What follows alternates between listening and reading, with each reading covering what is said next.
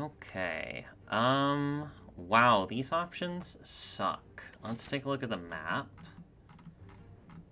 I see Hexaghost. I see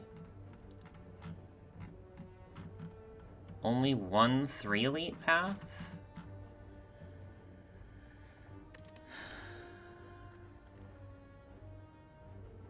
Lose 6 for a curse here? Yeah. I mean, this is like... What's up, Partacular? Thank you so much for the good luck wishes. This is like... How do I describe this? Swapping is to remove? Yeah, well, what if we just swap into P-Box? Okay. It's been a long time since I've done the hypergeometric calculations here. So why don't we do that? Why don't we do the hypergeometric calculations on Watcher rares? Because I think it's worth doing, right? I think it's worth doing. I think it's worth knowing exactly how good clicking this button is. Alright, so... Watcher rares. Alright, so we have... let me see if I can... Let me just pull this up here. I'll just put this on the screen.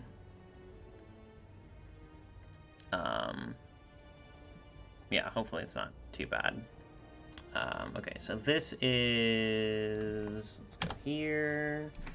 Let's go here. Okay. What's up, Ferox? All Watcher rares are cringe. Okay, so we have 1, 2, 3, 4, 5, 6, 7, 8, 9, 10, 11, 12, 13, 14, 15, 16, 17. Okay, so we have 17 Watcher rares. Of those, how many are actually good to... Yes, the Watcher streak is alive. How many of them are actually good to add to your deck on floor 0, right? Vault is not really actually going to do almost anything for you early on. However, it is so strong generally that I would still say that it's... Like, it's basically never a negative. And it's generally speaking just quite strong. Once you get it upgraded and the further you go into the run, right? Now, Lesson Learned is a card that, obviously, if you get it early, it's very good, right? But it is a card that I personally don't value as much with my playstyle of Watcher, because, generally speaking, when your deck is super small, you don't actually need the upgrades. Because basically every card that you're going to keep in your deck, you're going to upgrade, and every card, like, you're going to be able to upgrade manually, right? And every card that you're not going to want to upgrade manually, you're going to remove. But I do think, I would count Lesson Learned as being a positive on floor 1. Okay? So, Vault, for sure. Scrawl, I think we skipped over that, but for sure. Lesson Learned, for sure. Right? And then after that, it's like you really struggle to find, cards that are actually, like, good. Brilliance has to be considered positive on floor 1. The ability to do 24 damage for 1 energy is, like, very solid in the early game, right? Blasphemy is a card that I actually, like, when I first started playing this game and when I first started playing Watcher, the consensus was that Blasphemy was just this ridiculously strong, like, insanely good card. And what I've sort of found with Blasphemy is that most of the time it just isn't actually worth, like, the space that it takes up in your hand and the upgrade that you are required to put into it and the, like, draw that it takes, because you have to draw this card, right? it can perform exceptionally well in certain circumstances. But generally speaking, the circumstances under which it performs are circumstances where the Watcher is already doing very well. And so Blasphemy doesn't really do a great job in terms of filling in the gaps, as it were. It doesn't occupy a relevant niche, if that makes sense.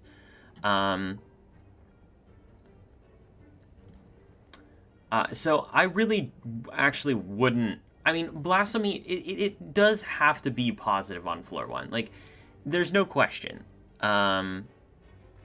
Blasphemy helps in the Act 2 elite fights. That's true. That is true.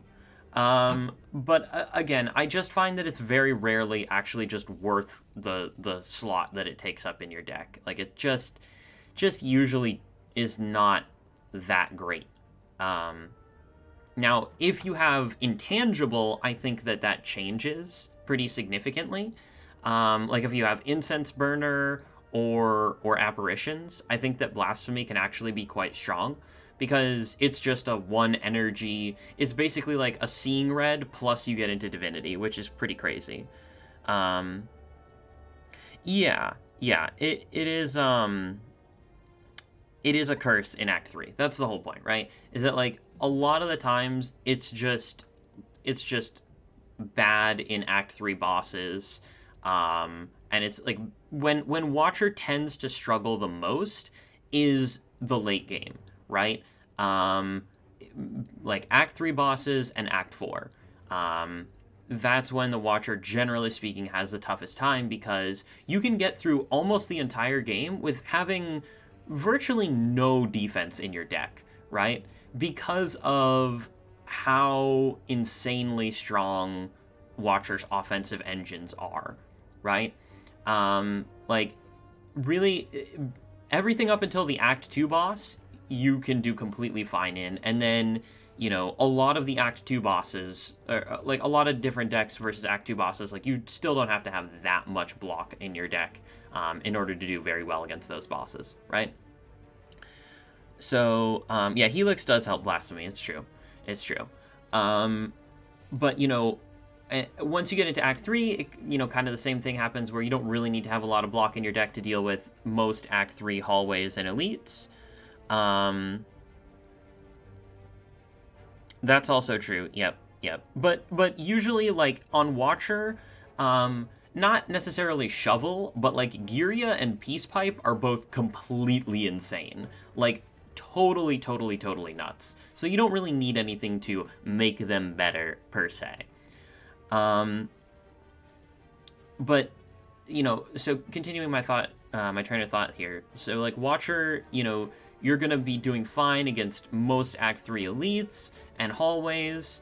It's just not really going to be a problem. And then all of a sudden you hit the bosses. And it's like, usually Watcher decks can do somewhere around, like, 100 to 150 damage pretty consistently over, like, the first couple of turns. You know, sometimes that can be significantly more, but, you know, generally you're going to be able to hit that, like, well, I would say, like, 100 to 200 damage. You know, and once you get set up, you can probably do that, like, every turn or every other turn, right? But against the bosses, that's not, like, quite enough. You fall, like, a tiny bit short.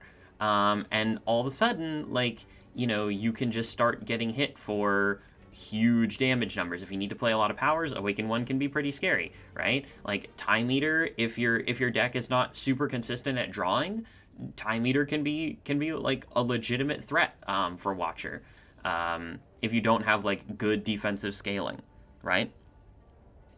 So, you know, it's really important to be able to have answers to those fights. And part of that is making sure that your draws are really solid in those fights, and Blasphemy is not helping you, is the point there. 5 out of 17? Okay, so what are the 5? Let's get back to it. Yeah, let's get back to it. So, Vault, clearly positive. Scrawl, clearly positive. Lesson learned, clearly positive. Brilliance, arguably positive, not even, like, that good, but it's, like, okay. I would still, like, much rather have, say, Cut Through Fate on floor 1 than Brilliance, right? Much rather have Cut Through Fate than Brilliance. But we'll call Brilliance a positive. And then I guess we'll call Ragnarok a positive. Ragnarok does do a lot of damage. And yeah. Yeah, I mean, it's just like a decent damage card in Act 1. Although when you end up on 3 energy, it doesn't feel amazing. Certainly. And like, maybe you could say that a card like Spirit Shield is positive. Maybe you could say that a card like Deus Ex is positive. And those would be, like, the really, really fringe ones, where it's like, okay, potentially, like, very, very maybe, right? Very, very maybe. But, like, okay, let's be nice and say 5 out of 17. So let's do the hypergeometric calculations for 5 out of 17. Hold on, let me go back here and adjust my thing. Okay.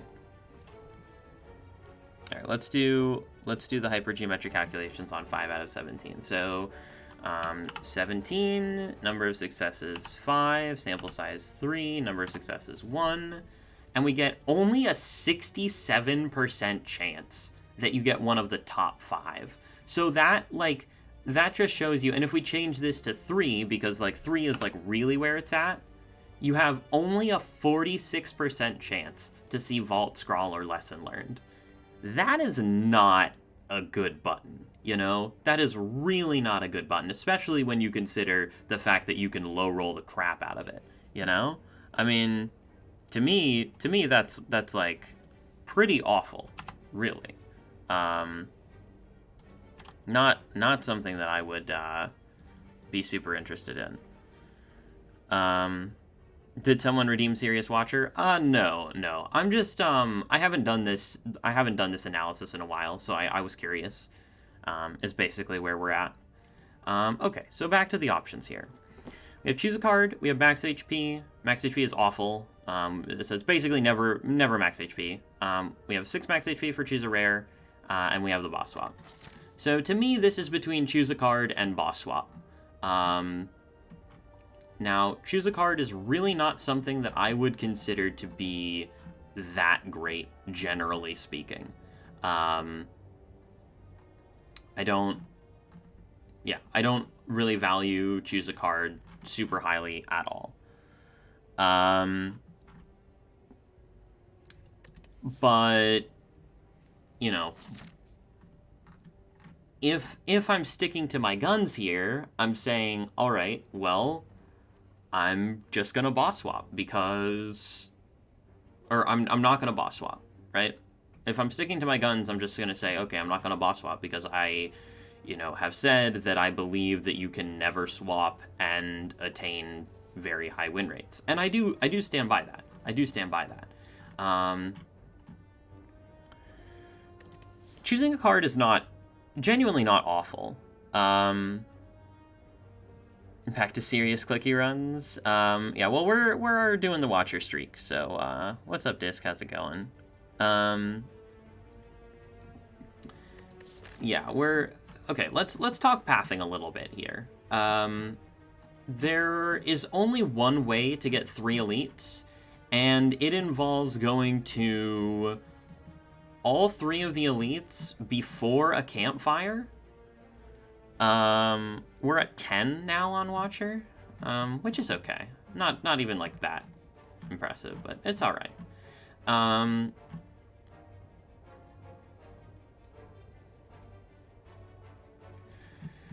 So the 3 elite path seems very questionable. Very questionable. There's this 2 elite path, which also doesn't really make any sense. Both elites before the chest and both elites before the fires. The This is a serious run. Well, I mean, I don't know. I'm not putting labels on it. I am, like, somewhat trying in this run, but I'm not, like, you know, I'm not gonna. Anyway, I don't know. I don't like to put labels on it. But we're playing a run. That's what's happening. No, nobody redeemed anything.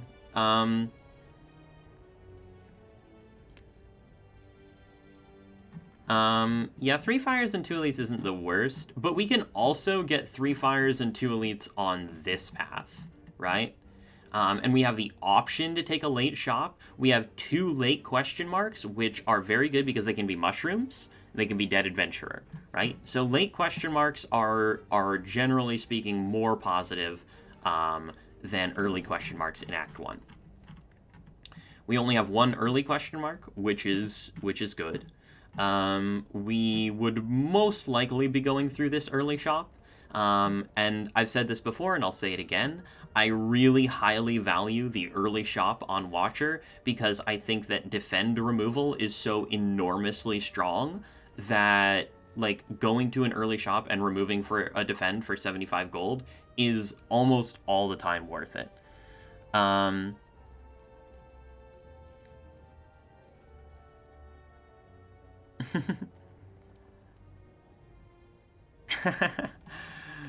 Good deal. So if we go here and here and we somehow get like 2 insane card rewards and like a good potion, then we can think about going this way, right? We could think about it. But again, like 3 elites without upgrading Eruption, you're going to have some pretty seriously good stuff happen to you, right? And that's not, you know, that's not always going to be the case, right? I don't actually mind Choose a Card. You know, I do think Choose a Card is like pretty legit, genuinely. Genuinely, Choose a Card is just fine. I mean, 2 later elites here. It's quite nice. I mean, we are going to have to take 2 hard pools and 2 elites back to back to back to back, but that shouldn't be, like, that much of a problem. Watcher's, you know, obviously generally quite strong versus Act 1 elites if you get some good stuff early, which I think we probably will, right? Yeah, I know that a lot of people probably have a ton of points because of the betting that I do on my channel. Like, it wouldn't take that many good bets to get a ton of points. I have like well over 100,000 points in Terrence's channel, and I've made like 2 bets. I had like 20k, I bet it all and won, and then I had 50k and I bet it all and won, and like boom, 100k. So yeah, it can definitely happen. There is technically a world where we go for the spicy elite here. Because I do highly value getting this out of the way early. I think that you know, doing this now is way better. Like, if you have the opportunity to take the spicy elite in Act 1, I would say that you are heavily incentivized to do so. Freeing up your pathing for Act 2 and 3 is pretty major, and also I think that the Act 1 spicy elites are, generally speaking, much more tame than the Act 2 ones. Now, the Act 3 ones usually aren't that big of a deal.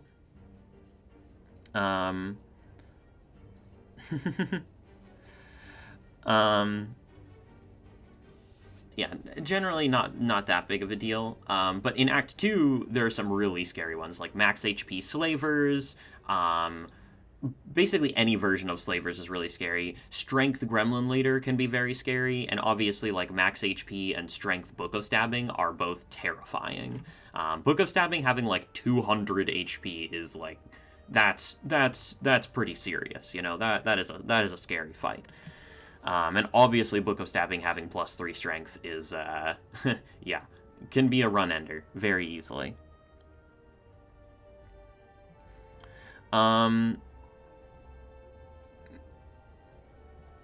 So yeah, I do think the boss swap is actually kind of legit here. I mean, you know, there are obviously a lot of swaps where, you know, the infinite is hurt in some considerable way. And, you know, if we're playing to, it depends on how we want to say that we're playing the run, right? If we're playing the run to win the run, I think that probably boss swap is better than choosing a card. Choosing a card is most likely a fairly weak option, generally speaking. But you know, if we're playing for, I mean, the question that we really have to ask ourselves, and this is sort of like the fundamental question that is at the center of all of my like discourse, like involving Watcher, is a weak option relatively still good enough to win like almost every time, right? Because the whole point is that there's a non-zero chance that this kills you, right? It's pretty unlikely, but it is technically possible, right? It is there again, there is a non-zero chance that clicking this button straight up kills you. And it's like, okay, well, clicking this button is never going to straight up kill you, right? But it's like, if your run ends up being really crappy, right, and you don't get good stuff, and, you know, you're just kind of like, you know, if you get a lot of bad RNG, there's a chance that you're just not gonna get powerful enough by clicking this option, and, you know, this option is actually gonna be something that is much better for you in the long run, right? Heard other streamers say boss swap is the only way to lose with Watcher. Sometimes it does feel like that. Sometimes it does feel like that. And, you know, but the problem with that is that boss swap only has been, you know, proven to have an incredibly high win rate. Even so, right? Even if you accept the fact that there's a non-zero chance that you die by clicking this button.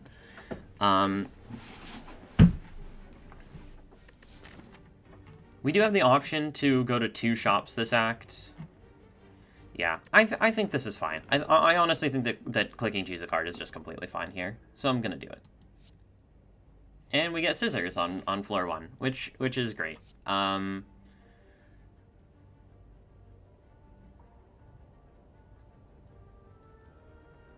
What's up, Flower? I did it! I clicked a button. It's insane. Is Tiny House the worst boss swap? No, not even close. Not even close. Busted Crown is probably the worst swap for Watcher.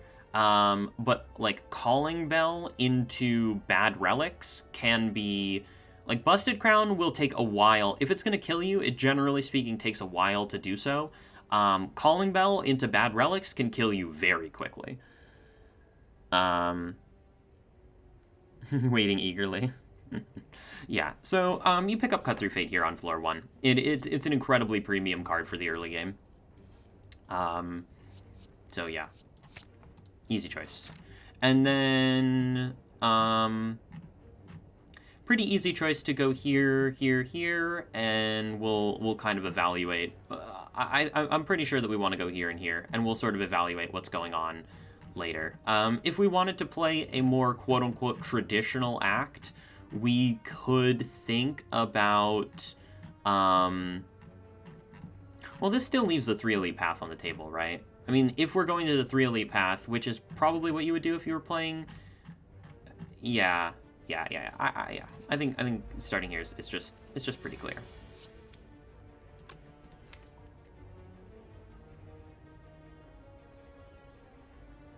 Okay, so we can actually get lethal with, if we draw Eruption and Cut Through Fate next turn.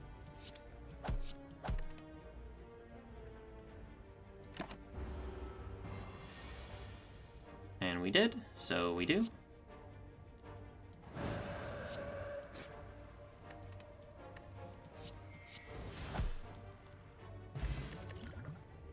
Okay, Flurry of Blows is a card that I think is absolutely pickable with the Cut Through Fate.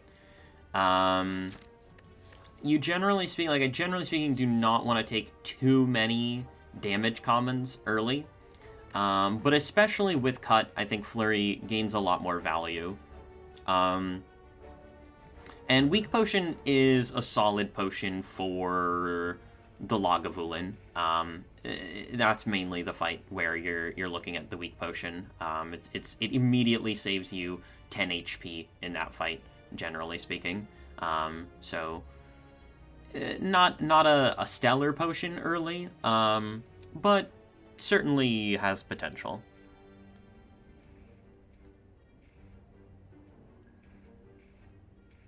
Back-to-back busted crown swaps on Watcher. Yeah. Yeah. Yeah, no, Conclude is just not a good card. I do pick it on floor 1, I do pick it over nothing.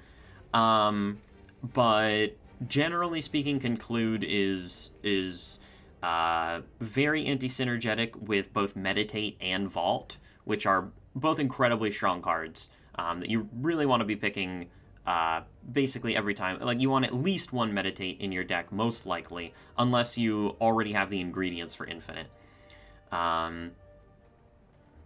And you probably click every Vault that you see, most likely.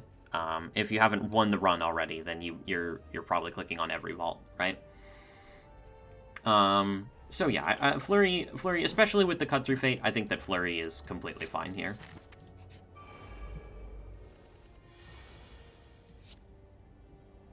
That is most likely true. Yeah. You're probably not wrong there.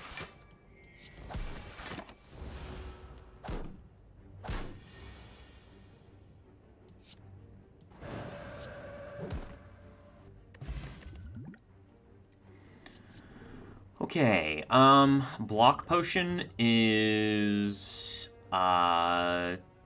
also fine. I mean, it's basically just 12 HP, which is okay. Not spectacular, but okay. And yeah, neither of these potions really says, like, okay, we're super strong. It's not like it's not like a Flex Potion or an Ambrosia, but you know, seeing potions early is better than not seeing potions early. That's certainly the case. But yeah, getting back to the Conclude argument, essentially my opinion on Conclude is that there are just more efficient ways for Watcher to deal solid damage. Okay, so Second Flurry is most likely acceptable here.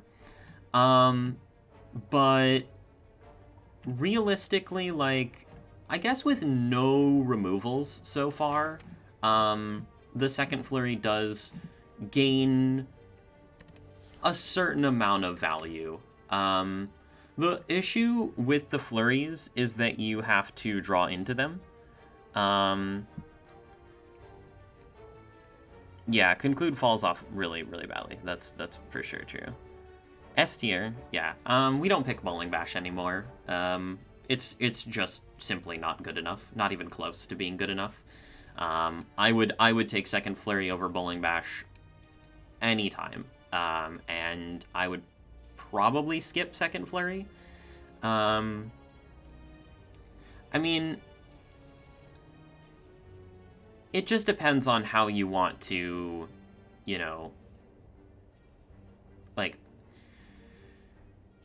does the inconsistency that is potentially introduced by adding a Second Flurry into your deck hurt you more than the extra damage per deck cycle helps you?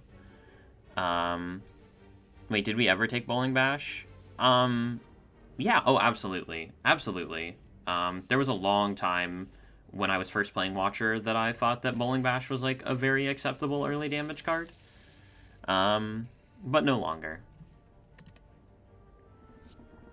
And this is where, like, the stylistic difference really starts to sort of rear its ugly head here. We are more than likely skipping this Flurry.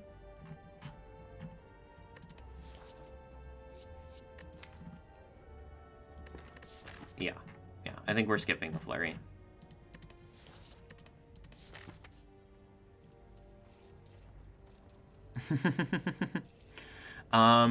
So, okay, we're skipping the flurry, and as much as I would like to go for the 3 elites, it just doesn't seem... I mean, without the eruption upgrade is so massive, especially when we have the cut-through fate, right? Like, especially with the cut-through fate. The eruption upgrade is absolutely large. So, yeah, I just don't really think that... I mean, this is... Yeah, it's certainly positive now, but it can be fairly detrimental later on.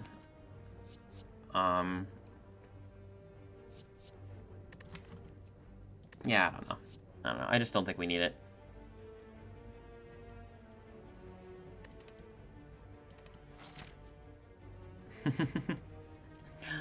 $150 damage to Reptomancer in Divinity Stance, yeah. Alright, I'm gonna skip. And I'm gonna go to this shop, because I don't think that the 3 elites... I think the 3 elites are a little bit sketchy. That's potentially... I mean, 3 elites, no fires in between, no eruption upgrade. Yeah. Yeah, you know, I'm not 100% on that one. Okay, nothing really here unless we want to take a weave, which I don't think that we do. Just to defend removal and moving on. We're never buying a potion when we have 2 potions already. It is worth noting that Cultist Potion does technically solve Hexa, but that's, like, not reason enough to take it right now.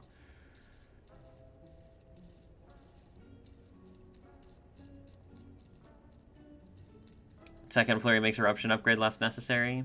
That's potentially true. You're not wrong.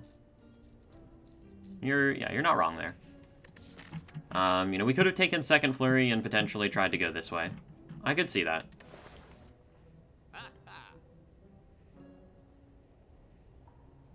Yeah, none of this is even close to being worth it. I mean, like, certainly, you know, we're not going to buy Weave when we just skipped Flurry, right? Like, that's just not happening. And I mean, yeah, the relics, well, we couldn't have bought the relics anyway, but they're all pretty garbage, so kind of happy to see these out of the pool now.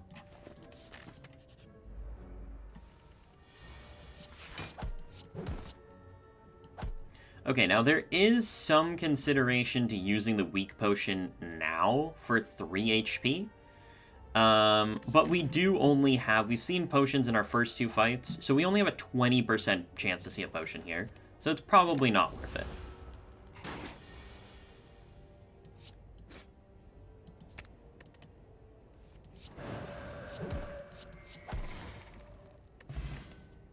Okay, and Fear No Evil is here. Fear No Evil is an incredibly strong card.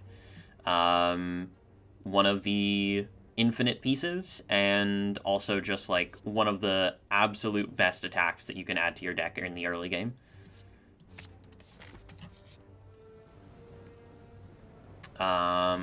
We should be able to handle this. Again, with the potions on average, so we didn't see a potion there, which means we have 30, 40, 50, 60% chance. So the chance that we see a potion in one of these 3 fights is relatively high. And yeah, we're gonna get the upgrade on Eruption here. I mean, we're fairly strong at the moment. So yeah, I don't feel too bad about taking this gold, and then we can probably go to this shop as well, which is quite nice. Always upgrade Eruption here. It's not really close. This is a pretty good fight, generally speaking.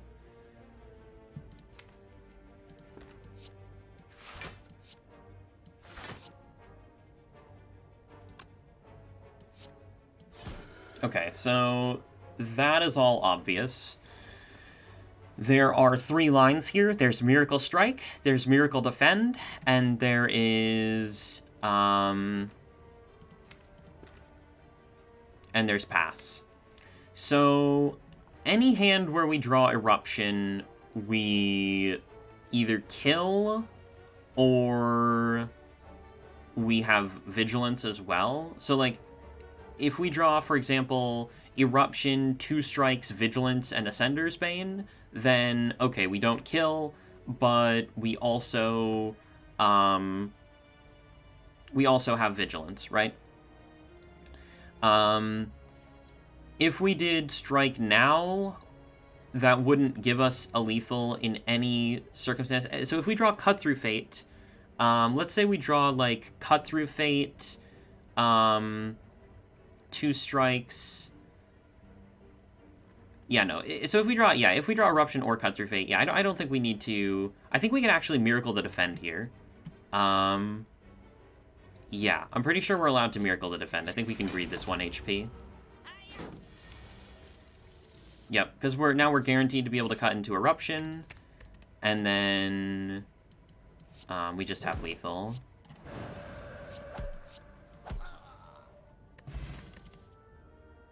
And these are just garbage damage commons.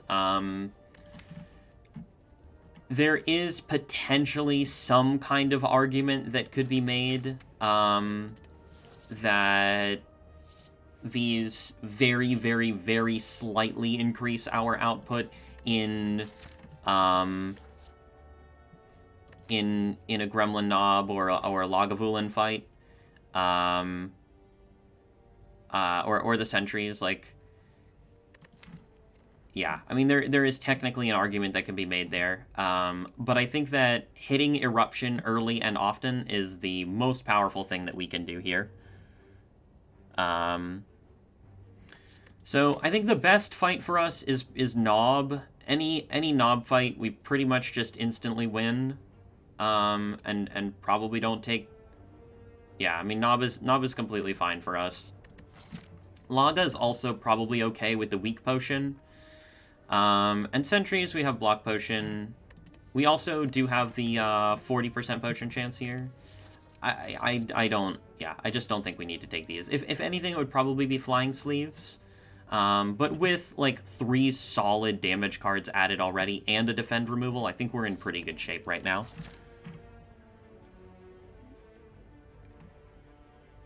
Yeah, only 2 elites and full potions, I think we're okay. Okay, it is Knob.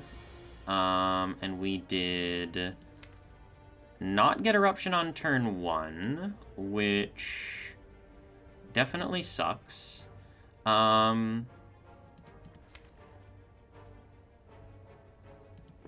We can use the Miracle to get into Calm here, and I think that is worth it. We have basically all of our damage here.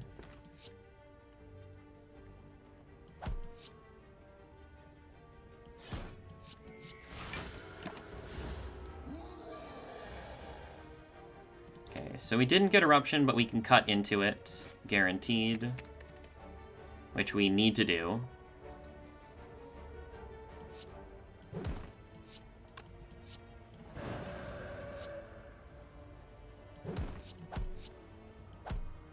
And, we just use the block potion here. There is technically a chance that we brick, but it is incredibly unlikely. If we draw, like, Vigilance, if we draw, like, 3 defends, a strike, and a flurry of blows, then we die. But it's like, so incredibly unlikely.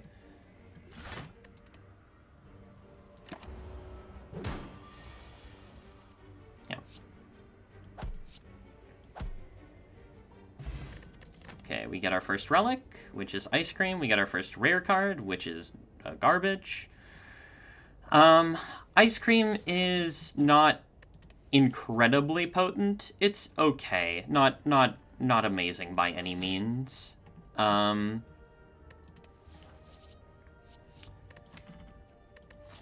We have multiple upgrades left in the act. But so we're talking about Empty Fist right now. Empty Fist is an amazing damage card. Mainly because of the upgrade. If you have an excuse to upgrade this card, like 14 damage for 1 energy is completely bonkers, right? Ice Cream is decent against Lagavulin. It's true. I'm bad with Watcher, but tried your method. Climb from Ascension 14 to 17 in 5 games, always with Rushdown. What's another way without the Rushdown? So yeah, basically you need to put more draw cards into your deck. If you're not gonna have Rushdown, you need to have like Inner Peace and be able to use it for draw. You need to have Empty Mind. Empty Mind is a big one. Think about Sanctity. Think about Cut Through Fate. And even in rare cases, you could consider like a Study, or like Pyramid is sort of pseudo draw. You can try to help your draw out with Retain cards. Yeah, basically all of that. Just anything that says draw on it, really. Like, draw is not something that the Watcher actually does like particularly well. That's why she has the Retain mechanic. The idea being that instead of, drawing cards, you're retaining them. But Meditate, Meditate is another one that is absolutely massive. And Simmering Fury. The Meditate Simmering Fury combination is really, really strong.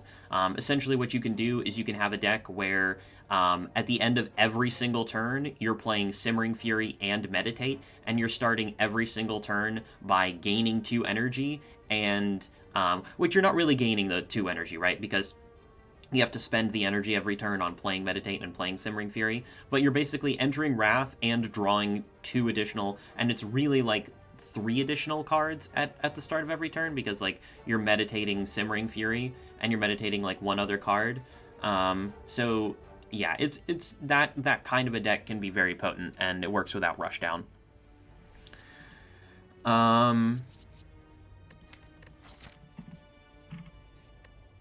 Yeah, I think that sentries are potentially an issue. I mean, I don't think we ever die to sentries, but they can certainly dish out some punishment to us right now, depending on the draw order.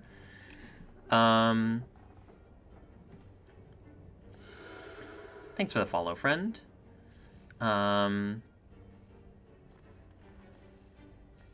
Yeah, so the thing is that Meditate is, with the Infinite, Meditate is not really that great, right? Although it can help if you need to fill hand. But the idea is that if you don't end up getting the Infinite, Meditate is so ridiculously strong that it's just like you have to always click it. And like, it can carry your entire run up until the point where you actually do go Infinite. I think if we were worried here, we would click Empty Fist. But I'm not worried right now. What was this question mark again? It was... Oh, yeah, that's right. It was World of Goop. That's why we have 200 gold. And yeah, with this 200 gold, and we're going to have an additional, depending on if there's gold in this chest, we're going to have considerable additional gold heading here. Yeah, I think this is a reasonable skip. And we do get additional gold, and we also get a Frozen Egg. There are very few powers that we would actually add to this deck. And so maybe Frozen Egg is worth the key here. Like, if we're gonna want to add an Establishment, Frozen Egg is actually actively bad. The only power that we really consider, I guess, it's Rushdown and it's Mental Fortress, right? And if we would really enjoy free upgrades on either of those, so you probably do take this. Okay, it is Lagavulin.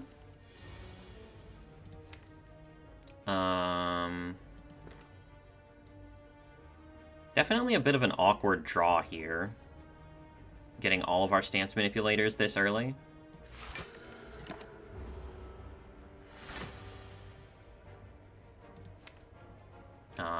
But hopefully next turn we get a good opening. If we can find Eruption, we'll be in great shape.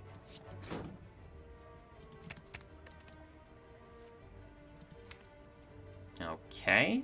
Looks like we're just taking 15 next turn. But we'll be doing a ton of damage, so that's nice, I guess.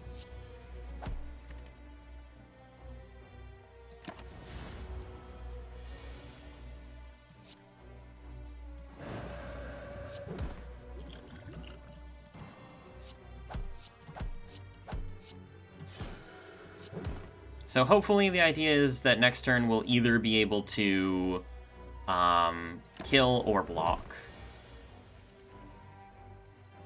And we can't really do either, which is pretty much a nightmare scenario.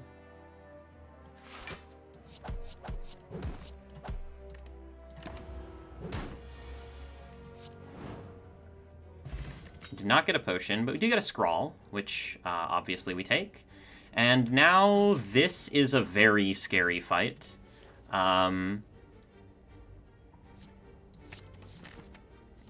nothing to do but go to it. Okay, and the scroll on turn 1 basically turns it into a not scary fight at all. So Fear No Evil plus Eruption. If we do Fear No Evil first, which I would like to do to get the energy here, yeah, it was a rough fight. It was definitely a rough fight. Just like really bad. Yeah, just not great. But at least we had the weak potion. If we didn't have the weak potion, we're dead, right? So, you know, like, the whole point about this method of playing Watcher is that the margins in Act 1 can be pretty razor thin at times, you know? And you can see that, you know, certainly with the cards that we took, we really did not want to go for the 3 elites without the Eruption upgrade, right? We did get fairly unlucky in terms of the draw order in both of the elite fights, though. So this is 17 damage, which lines up pretty nicely with the Cut Through Fate, I think. So, we go here, we go here, we go here, and we go here, and we find the Cut Through Fate.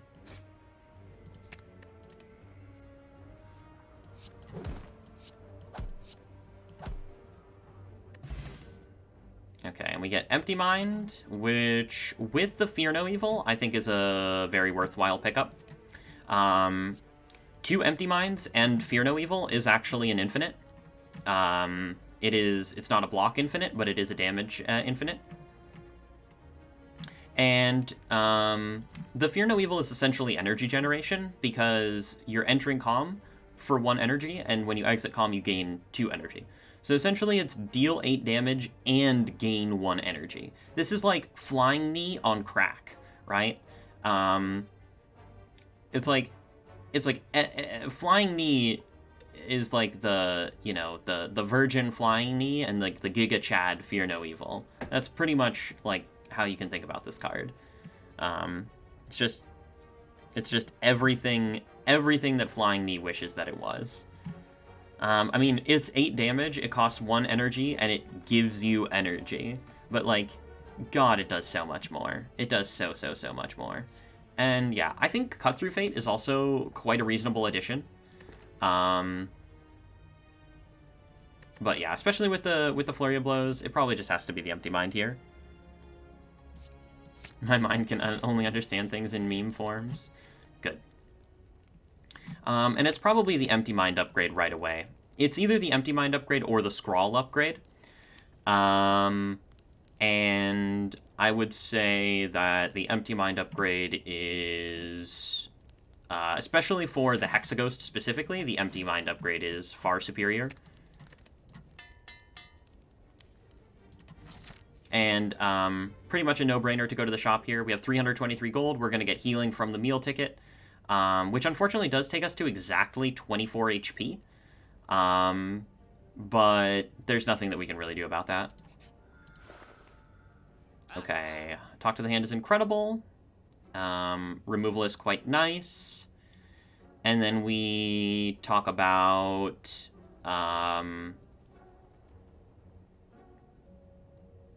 we talk about Flex Potion, potentially.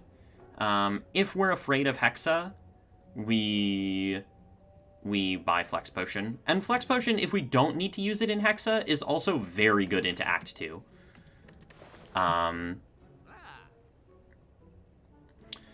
Now, if you were playing a more traditional run, you could take a look at Bag of Marbles here. And I wouldn't blame you if you did. Right now we have 4, 5, 6, 7, 8, 9, 10, 11, 12, 13 real cards. So we're definitely going to need quite a bit of help in order to try to achieve infinite here.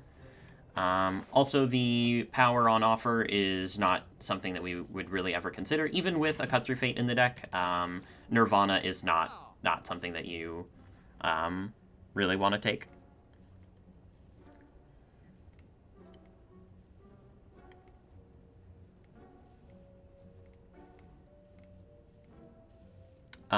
Yeah, so Talk to the Hand is one of the... It's not necessarily the best way to generate block for the infinite, but it is a way to generate block for the infinite. Yeah, Simmering Fury does do quite well against Hexa. I do agree. But we have Empty Mind, and we have Cut Through Fate, which are both performing very admirably in the Hexa Ghost fight, I feel. But I do like the Flex Potion here. I don't think that we're so good in Hexa that we can just completely ignore the Flex pot. Hexa does, with the burns, it is quite scary, and if the draw order is bad, you can be in some major trouble.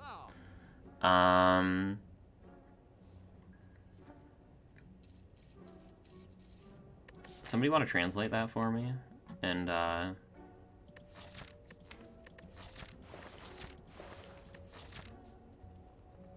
got, like, half of it, but not the other half.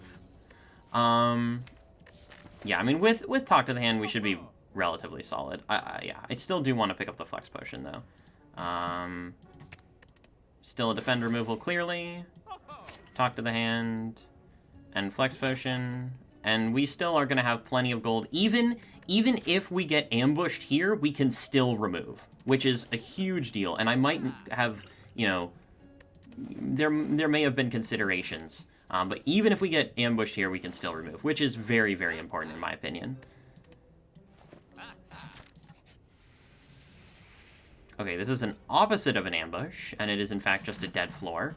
But we haven't had a single dead floor for the entire rest of the act, so I really don't... I think that on average, you probably see about one dead floor per act.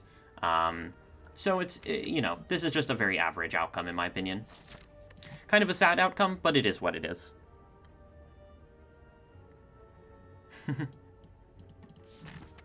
And yeah, I think the Talk to the Hand upgrade is pretty obvious at this point.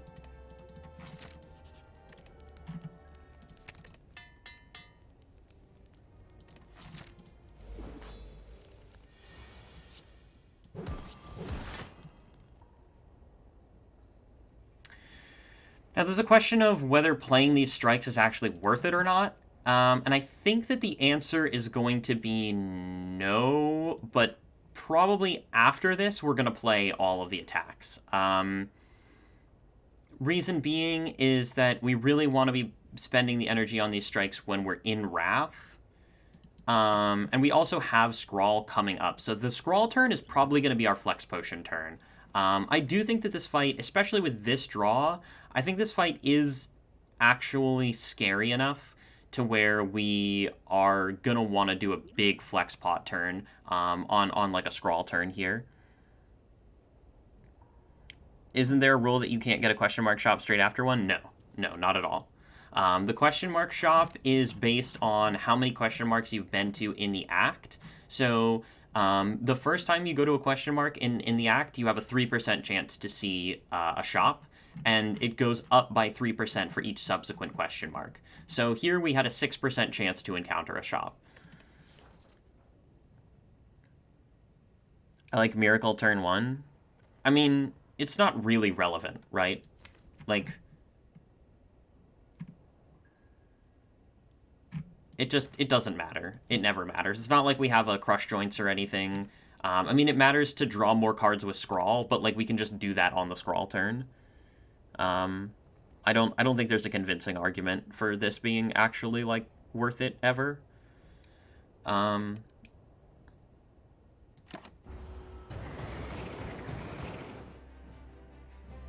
Okay.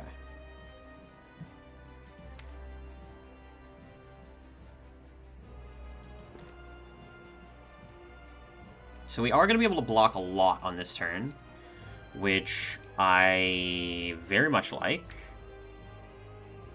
And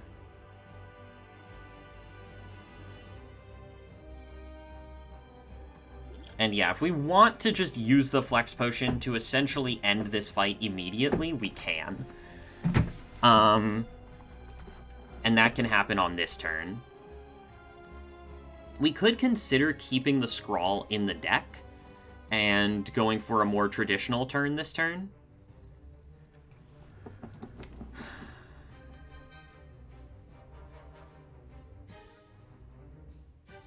That is a possibility.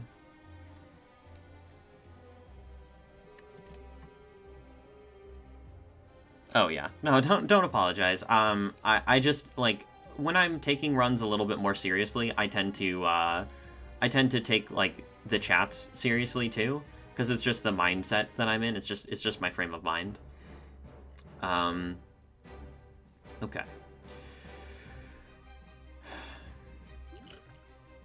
This potion is incredibly valuable in Act 2, so if we are allowed to save it here, I would very much like to do that.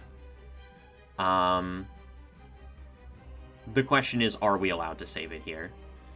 And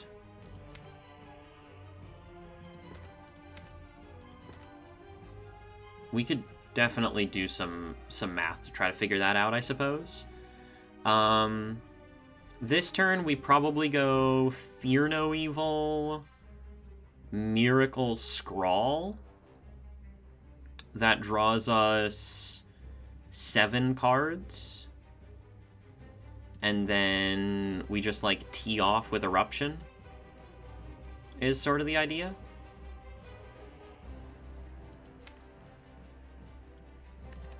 Does shuffle the deck. Well, it shuffles the deck with, like, everything in it, right? I mean, the deck's really small anyway. Yeah,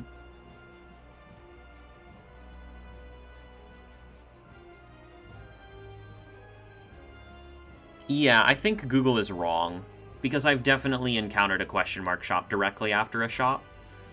I've definitely seen people encounter a question mark shop directly after a shop.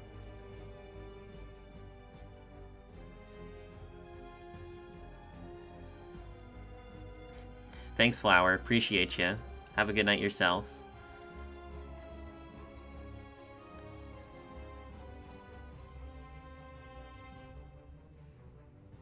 What's up, Zackles?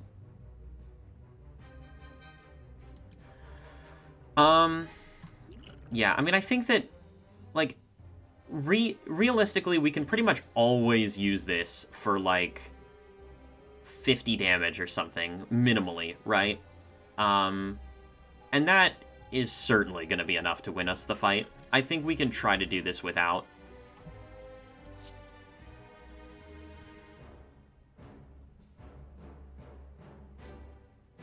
I hope you do the winning, yeah.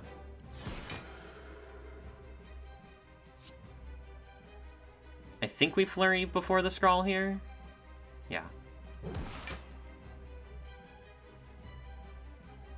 We could even do, like, Empty Mind. Yeah, yeah. This is probably...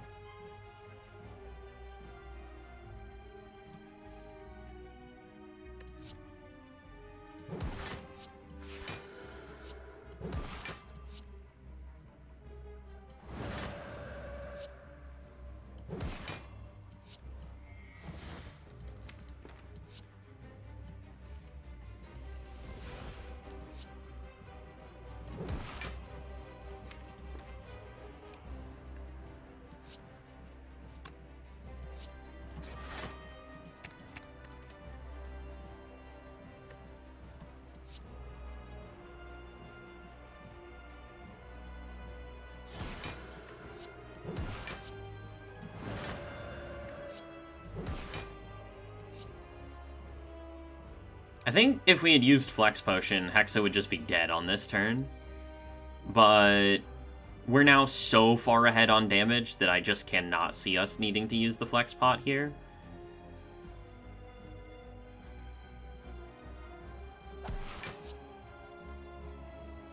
We also are full blocked in Wrath. But yeah, I mean, it's definitely reasonable to stay in Wrath here. Especially, like, with the Ice Cream, right? If we didn't have the Ice Cream, I think that going into Calm would make a lot more sense.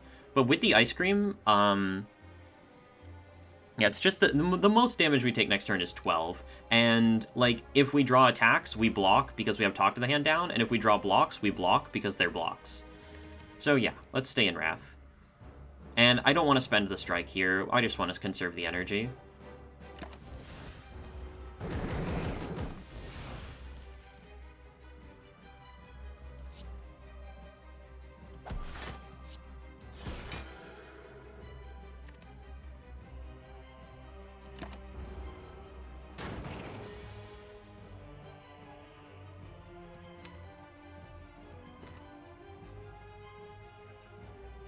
Okay, so we really don't want to...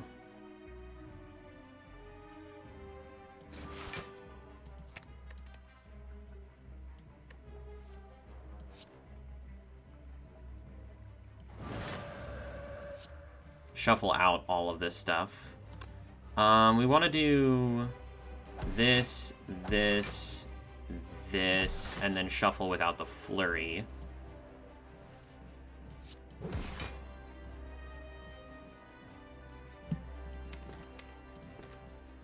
Flurry... Playing Vigilance deals 4 damage here.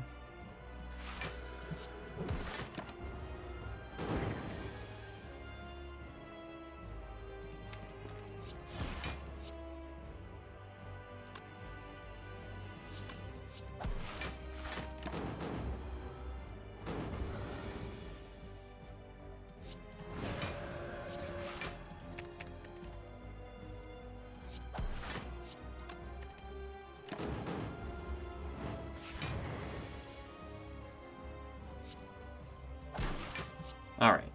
Flex Potion preserved. I still don't feel bad about buying it. Vault is here. I still don't feel bad about buying it, and the reason I don't feel bad about buying it is because we have empty potion slots, and it's incredibly, incredibly valuable in Act 2, in, like, at any point in the run. This potion solves literally every single fight except for the heart fight. Like, and maybe, like, Awakened one, I guess. But, like, it solves Time Eater, it solves Donideka, it solves any Act 2 Elite, it solves any Act 2 boss, because you see what we did on that Scrawl turn, right? And you understand that if we use Flex Potion on that turn, the Flex Potion does, like, 100 damage. We're a rushdown away, and removals. We still need removals. I mean, we only have we have 1, 2, 3, 4, 5, 6, 7, 8, 9, 10, 11, 12 real cards in the deck, so we need a rushdown and minimally 2 removals, but in order to go infinite in the heart fight, we need 4 removals.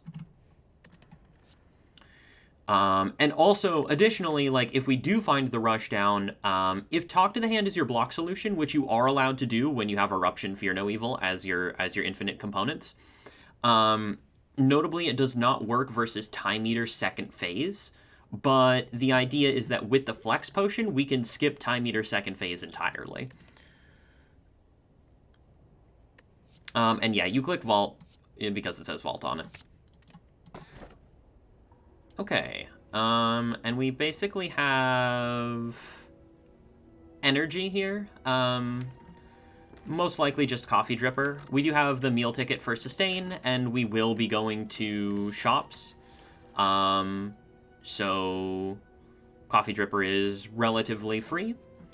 And the energy absolutely plays here. We have Ice Cream, we have Cut Through Fate, we have Vault that's unupgraded, we have Scrawl that's unupgraded. Is there a best card in the game? If so, what card? It's probably Wraith Form. I think the general consensus is that Wraith Form is like far and away the strongest card in the game.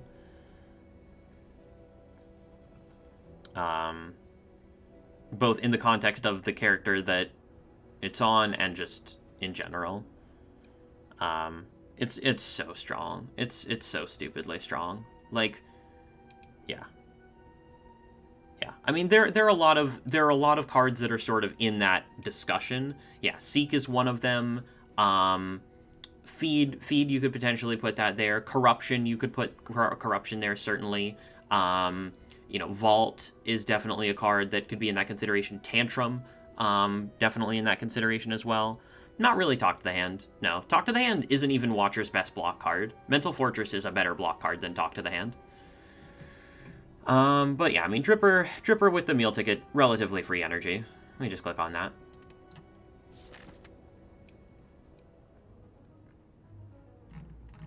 Okay, I'm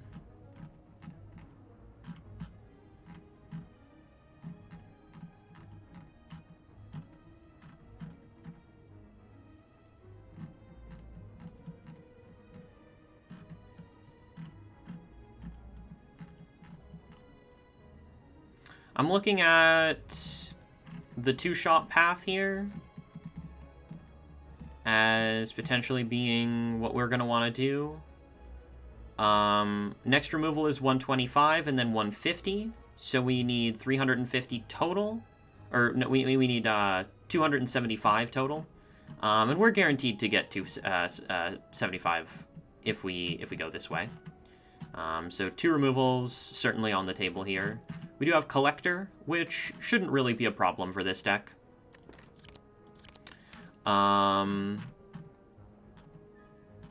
It does leave the Spicy Elite till Act 4, which is potentially an issue.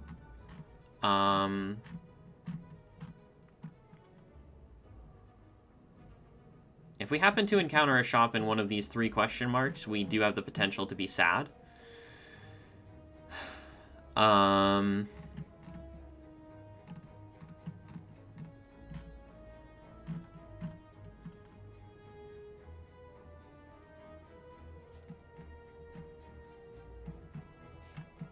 There's a potential for diversion this way into some late question marks and the Spicy Elite late.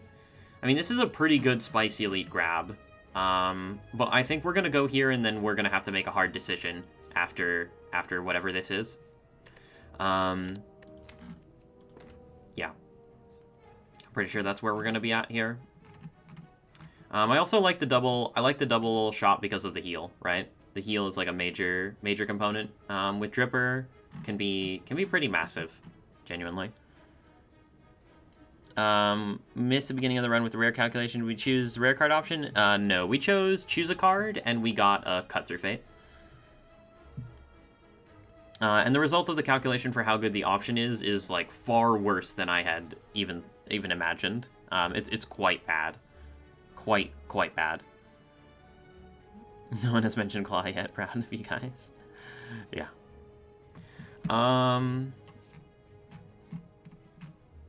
Yeah, it's pretty clearly starting here, and then after we go here, we have a serious decision to make. Okay, Birds theoretically fairly strong for us.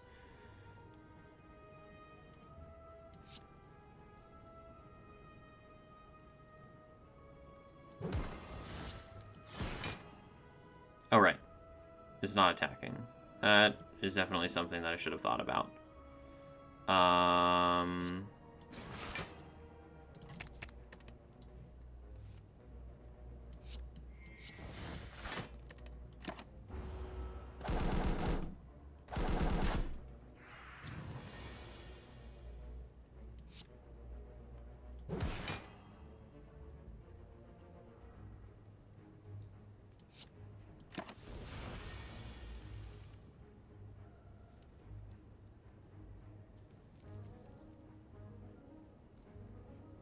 I messed this fight up so bad. Holy moly.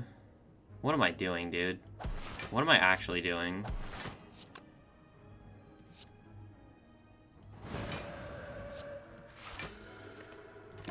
At least we're not getting punished that bad for it.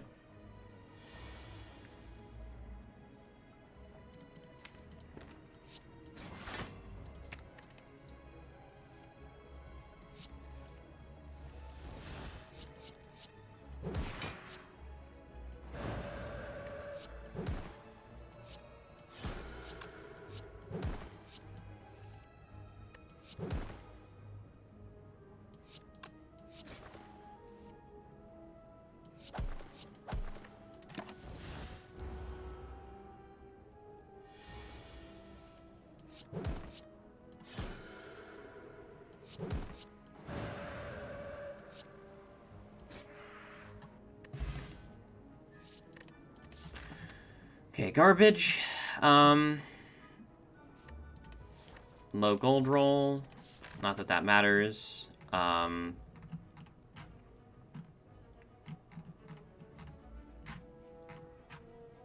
so on the right-hand side here, we can technically take 3 elites, including the spicy elite, and the issue with that is that we get no shop. On the left, we have multiple shops, but we don't get spicy elite, and we only get 2 elites.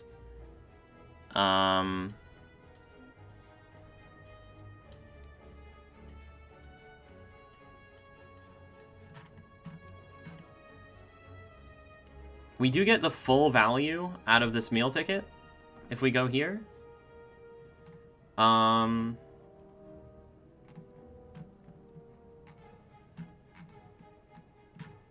mean, it really just depends on how much we want to commit here, right? Like, okay, if we remove at both of these shops, the problem is that we can't really remove and buy, you know, Rushdown or Mental Fortress, right? Like, we can remove once and we can buy like 1 Rushdown or 1 Mental Fortress. We can't do both. And like, we still have 6 base cards, and this is a deceptive 6 base cards because not only do we still have the 6 base cards, but we've also paid to remove both of the base cards that we've removed, which is significantly worse than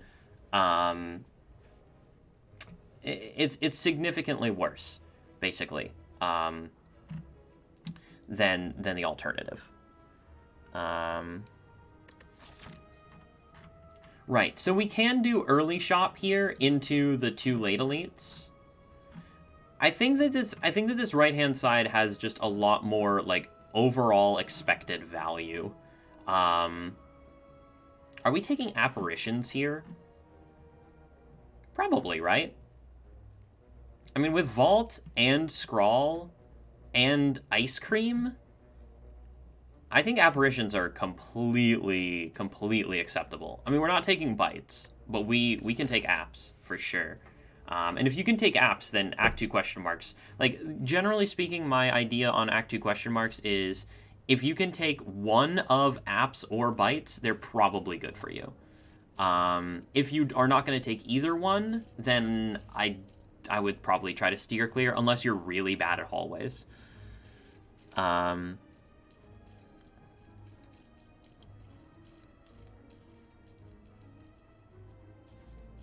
Never heard of Hawken, but it looks fun. Yeah, Hawken was a great time. Hawken was a great time. Yeah, I would love to stream Rocket League at some point. I think I'm Grand Champ 2 right now, or close to it. I don't know. I'm okay. Not like great at Rocket League or anything, but yeah, I'm alright.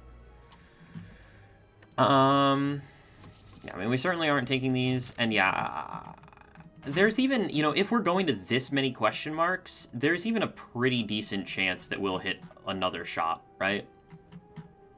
Yeah. It's a tough choice, but...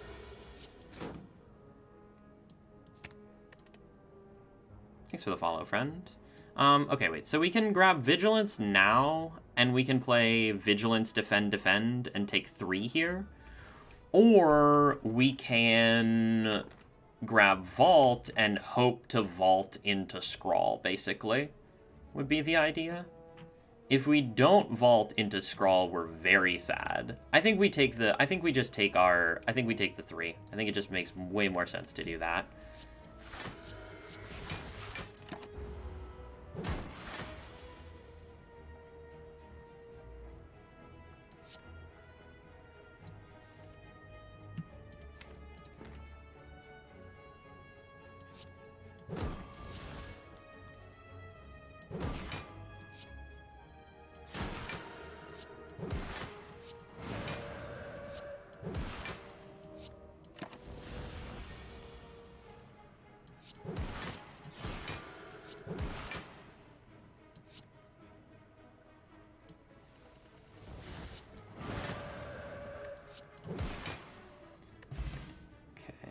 Another empty mind? Okay, so if we take this empty mind, we are technically infinite.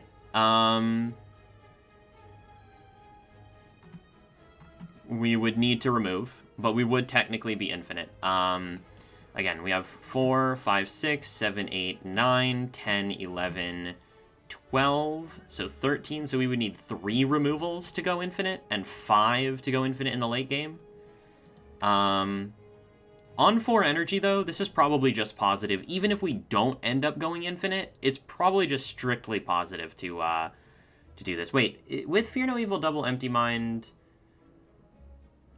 No, you do need to be under the 10 card limit for that one. Some infinites only require you to be at wait, no, you play Fear No Evil, you play Empty Mind. No, so you can actually have 11 cards, I think, for this one.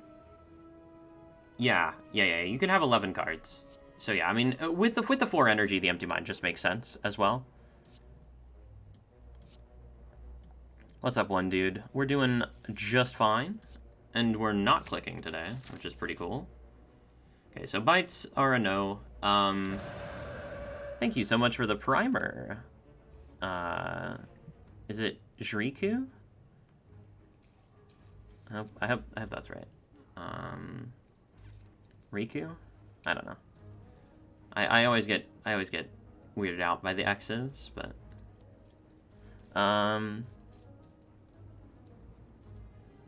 yeah, 12 cards, yeah.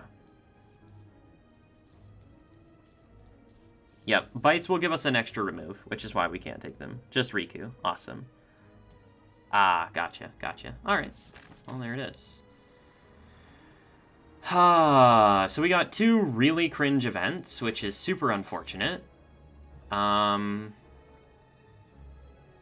Library, I do think, is going to be positive for us to take here.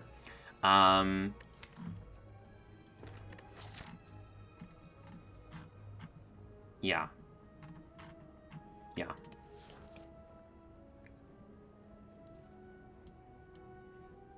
Okay, there's Meditate, Vault, and Scrawl. Holy moly, dude. Wow. Wow. Okay.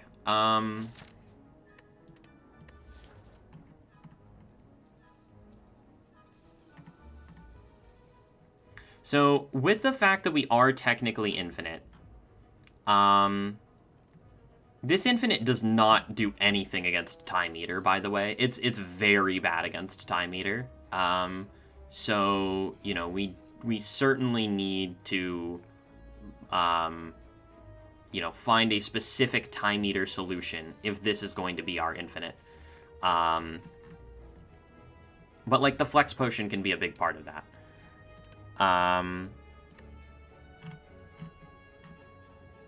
I do think that it's probably Vault over Scrawl here.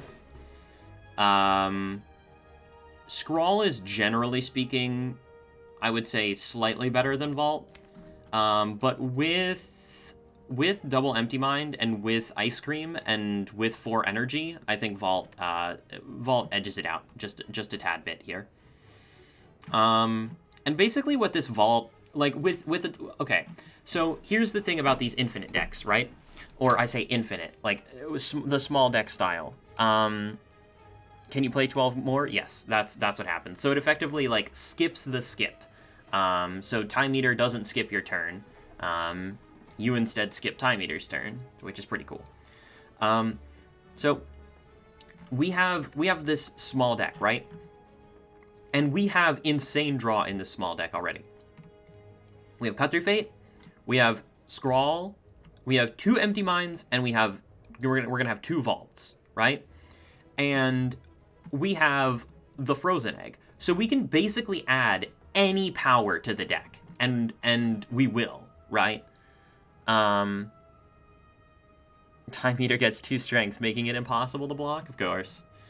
We can basically add almost any good power we can add, and we will. And even cards like Wave of the Hand, like, you know, there's just so much that we can do here. Yeah, I do think Meditate, if we had a Mental Fortress, I would say Meditate would go, like, if we had a Mental Fortress, Meditate almost wins us the run straight up. in a way that Vault cannot, right? Because you could have a deck that's just full of vaults, and then you're not actually in that great of a spot. This deck is also very much poised to do Divinity, by the way. And this is what happens when you build these small decks, is that we now, like, even if we're not going completely infinite, right? We have this amazing shell of cards that we can just plug any good card into. Like, any good card just fits straight into this deck, no problem. There are so many ways to turn this deck from a deck that's, like, very good right now, by the way, like, super solid right now. This deck is amazing right now, and there are so many cards that are going to make it, like, amazing in the future, right? And I do think we want to go to this shop. I do think that we want to go to this shop. I think the shop, if the shop is only a remove, it's very positive still. And we're guaranteed, wait, no, this removal is 125, which means we're guaranteed to be able to buy a power and a remove if we want to. Okay, so we have a very difficult decision here.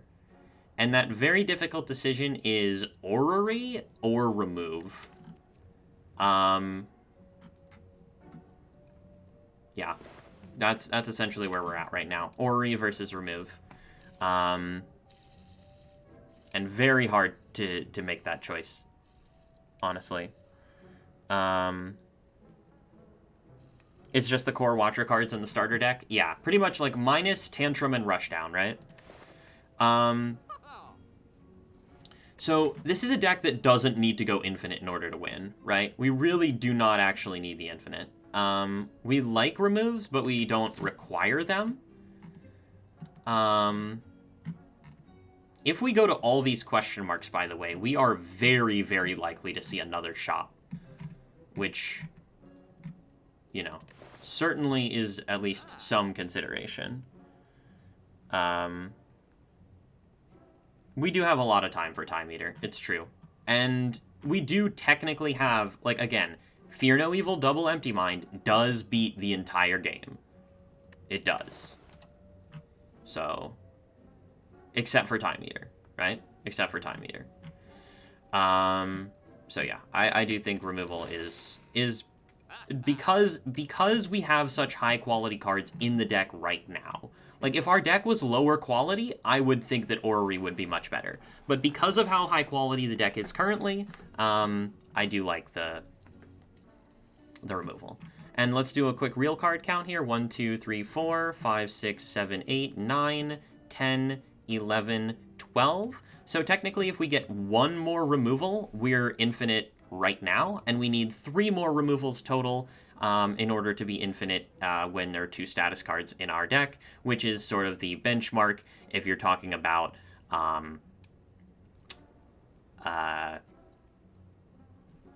am I saying? It's the benchmark if you are talking about being able to infinite in the heart fight. How old am I? I am 23. I'm actually going to be 24 in just a couple days here. My birthday's on the 15th. So, yeah. Birthday boy. Soon. And yeah, nothing else here is worth buying. Maybe you could think about a potion, but we do have the flex potion, and we also have a relatively high potion chance. So, yeah. Feels birthday, man. Indeed.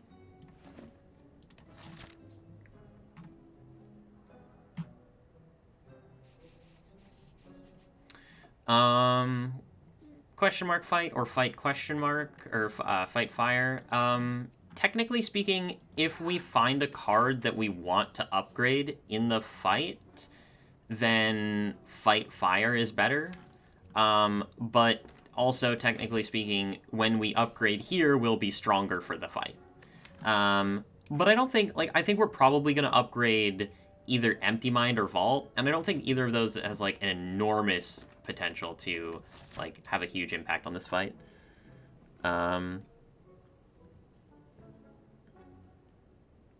But it can happen, right? It can happen. I'm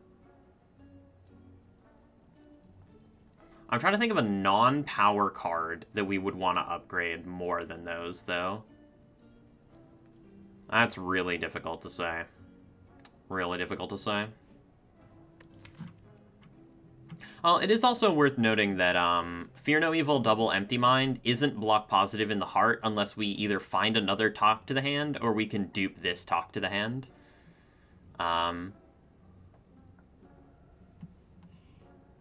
Just something to keep in mind. Actually, wait, no. With Flurry, I think we can make something work there, right? Flurry, I think Flurry might help us in that regard. Right, and we obviously don't need to upgrade Rushdown or Mental Fortress.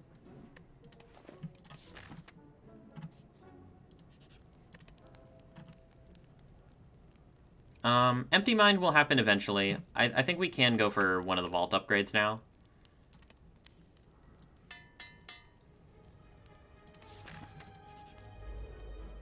Okay, this is a relatively tame fight.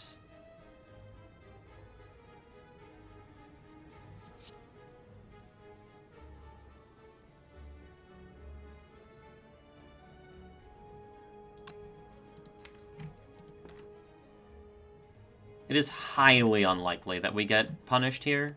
Highly unlikely.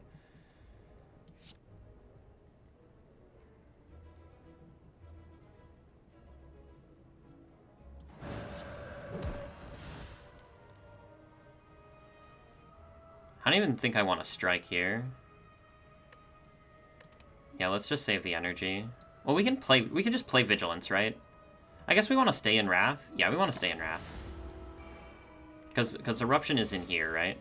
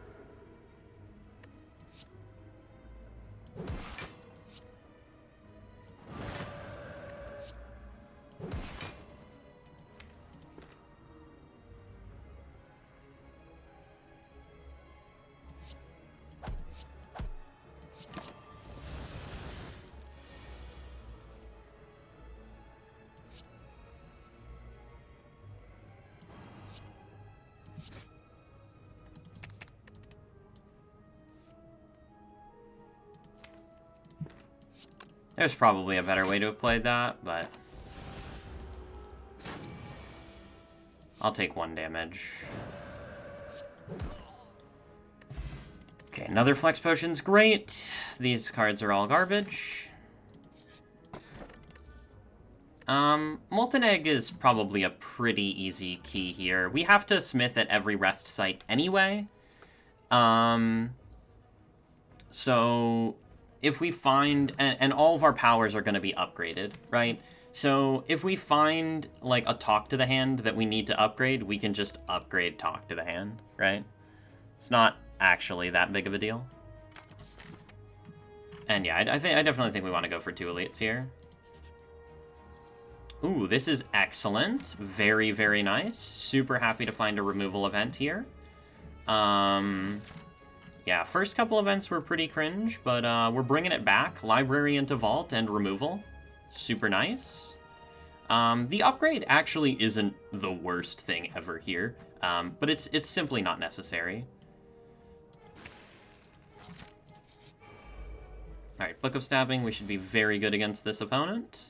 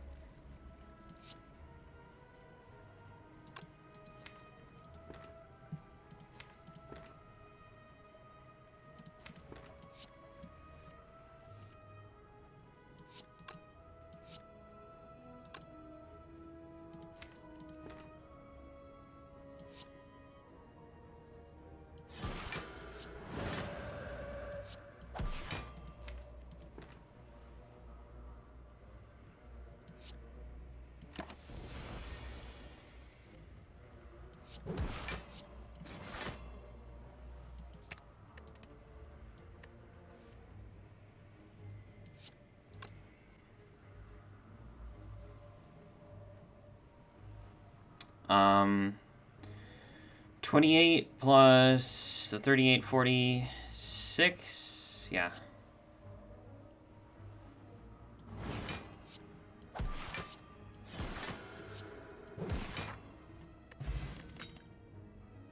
Keck W.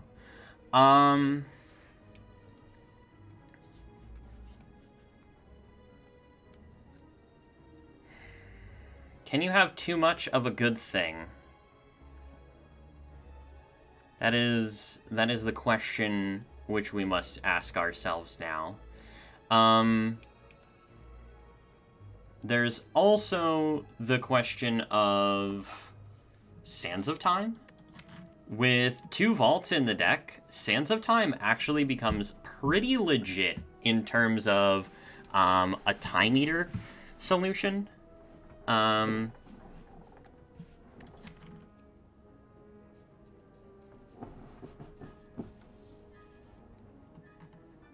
But I mean, we do have double flex pot, right? So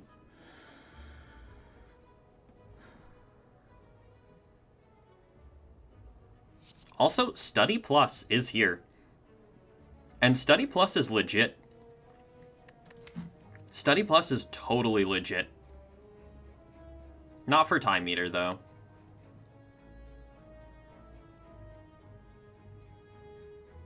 Yeah, not for Time Meter.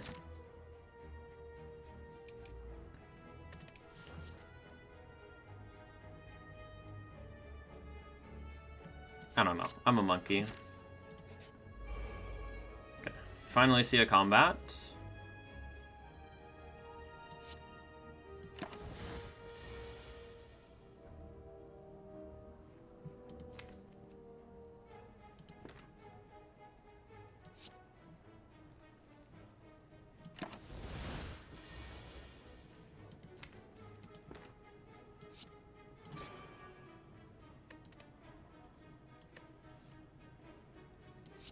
This ice cream vault situation is just so funny.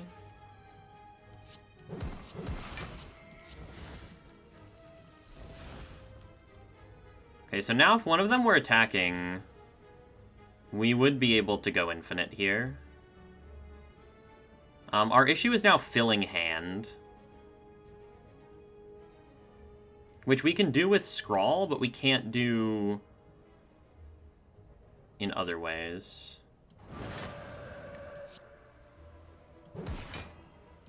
And our opponent's not attacking us is actually going to sort of become a common theme here in terms of things we have the potential to struggle with.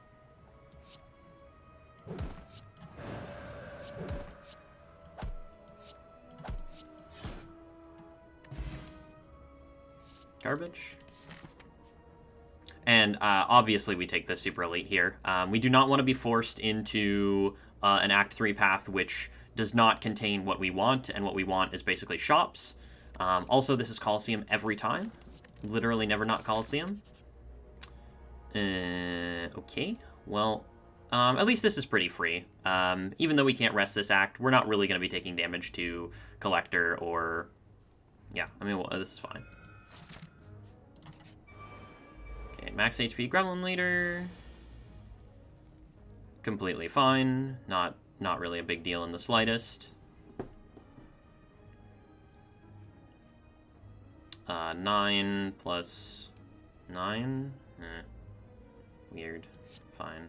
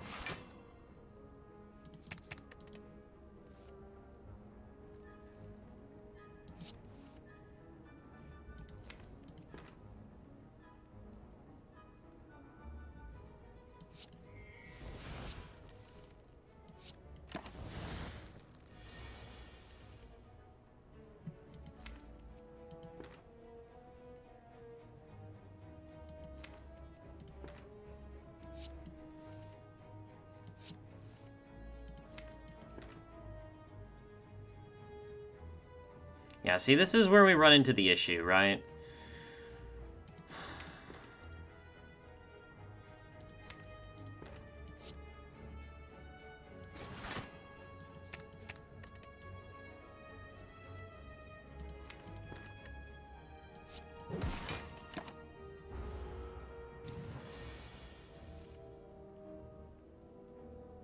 Okay, not getting attacked.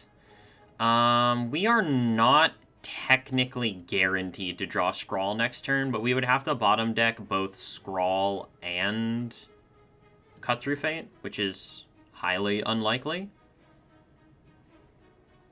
I guess we can do this. Okay,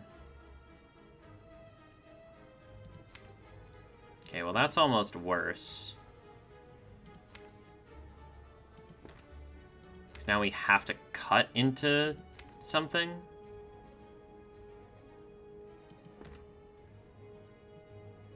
I suppose we can end in Wrath here. That's not the worst thing.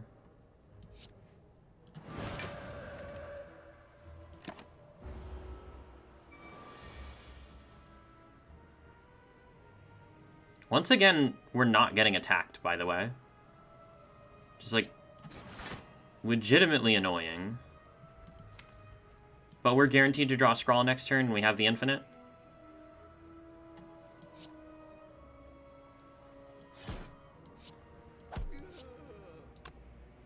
I guess... Oh my god, I guess we should have not killed them, but, like, whatever, dude. Please attack me. No! Stupid.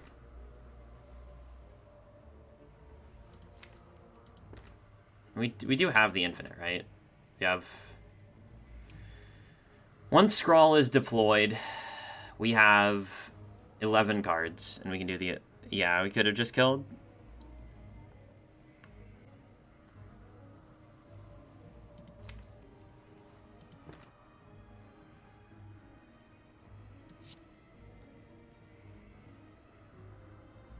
Kick her ass.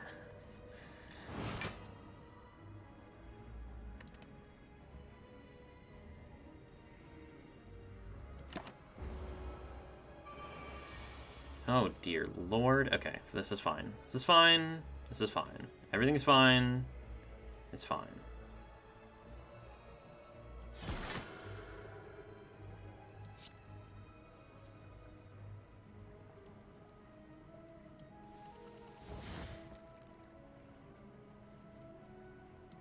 Okay.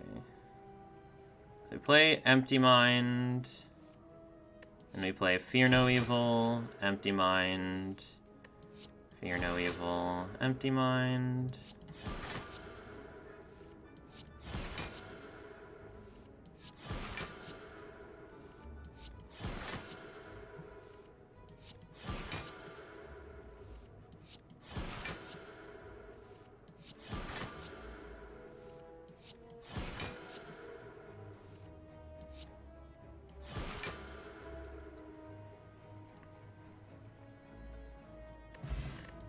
Vajra is quite nice.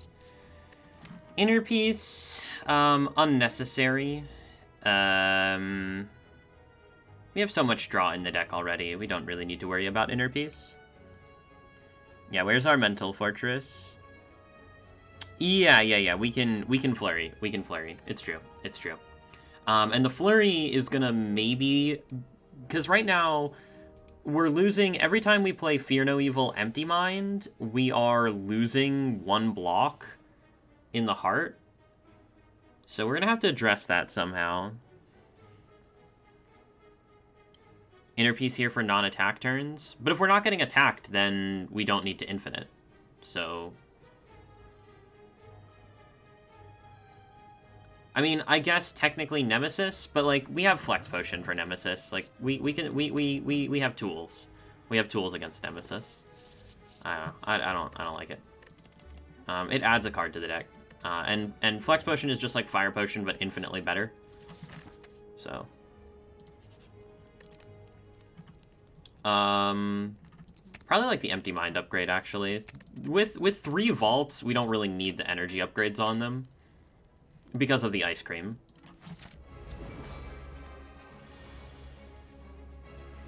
Okay, so can we actually fill hand here is the question. Every time we play an Empty Mind, yeah, we can fill hand without Scrawl. It is technically possible for us to fill hand without Scrawl.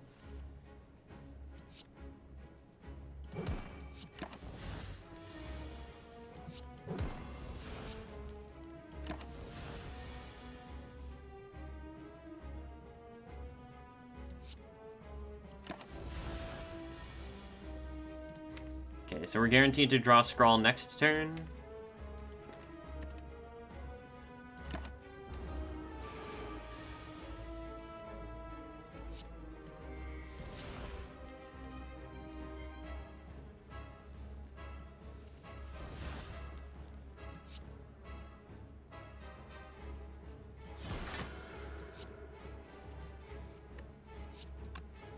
So we can play, like, Flurry... Fear No Evil, and then Empty Mind, and then Flurry, Fear No Evil, Empty Mind. Okay, so this is blocking, yeah, so this is block neutral in the heart. This is block neutral.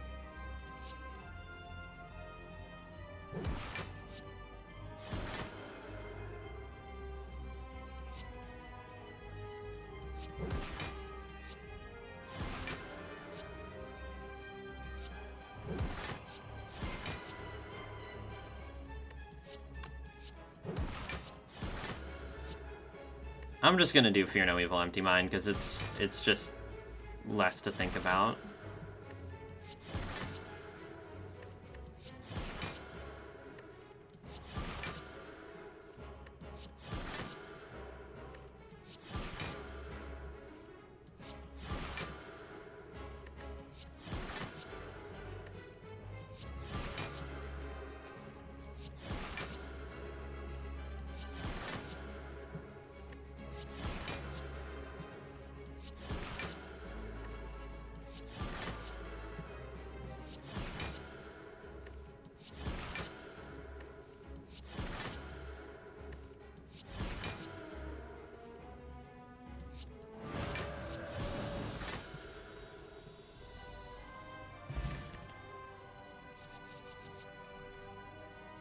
Why? Why? Why? Why? Why? Why? Why? Why? Why? How does this happen? How does this happen?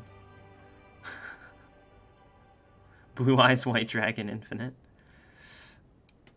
I mean, I don't understand. Like, when I was doing my, like, I was doing Watcher, like, kind of like Force Infinite-ish games very seriously a while ago, and I had like, I think I had like 3 runs in a row where I saw like 1 vault and scrawl total in those 3 runs. Like, I think I saw 1 scrawl in one of the runs. And this run I've seen 4 vaults and 2 scrawls. Like, what? I mean, it's probably positive. Like, also, we can just, like, vault Time Eater forever. 3 scrawls. Oh, yeah, that's right. That's right, we saw vault and scrawl in the library, too. Okay, P-Box. The strikes are basically worthless now. And P-Box, basically... Okay, so if P-Box gives us any powers, it's positive. Any exhausting cards, it's positive. Anything better than Strike, that, like, especially retain stuff, very nice.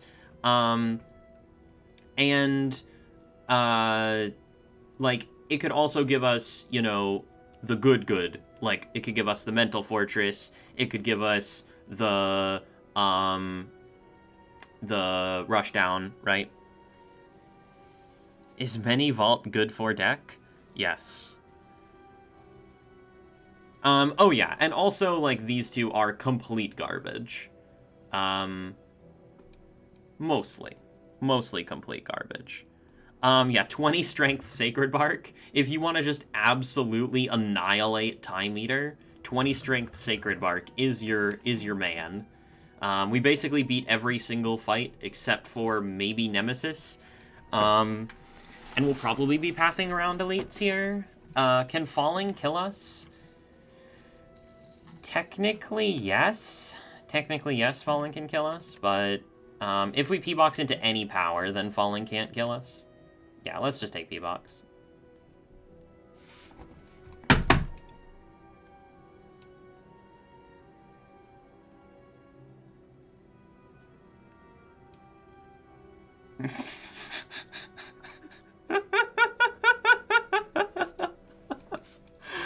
Oh, this game is so easy, dude. It's so easy. It's actually so easy. Oh my god. I've never ever seen an easier game in my life. In my life. Holy moly. Oh my god. Imagine thinking that this game is hard. Okay, so we are forced into an elite here. But fine, whatever.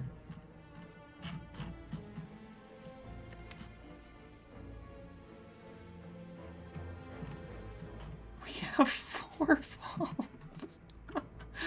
Oh my god, we have 4 vaults.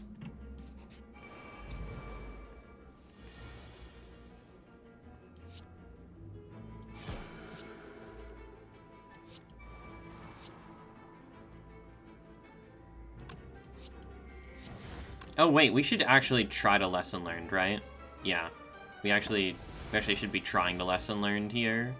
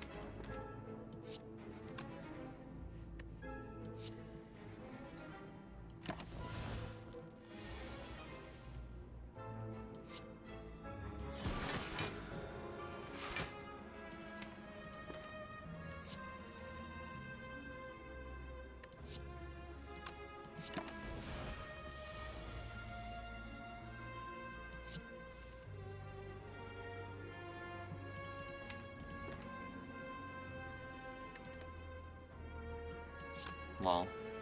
We even have Ice Cream Conjure Blade.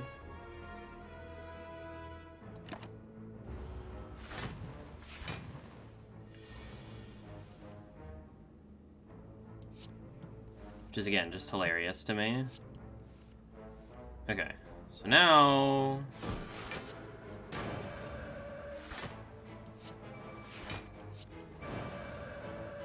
Now we're just red-blue infinite again.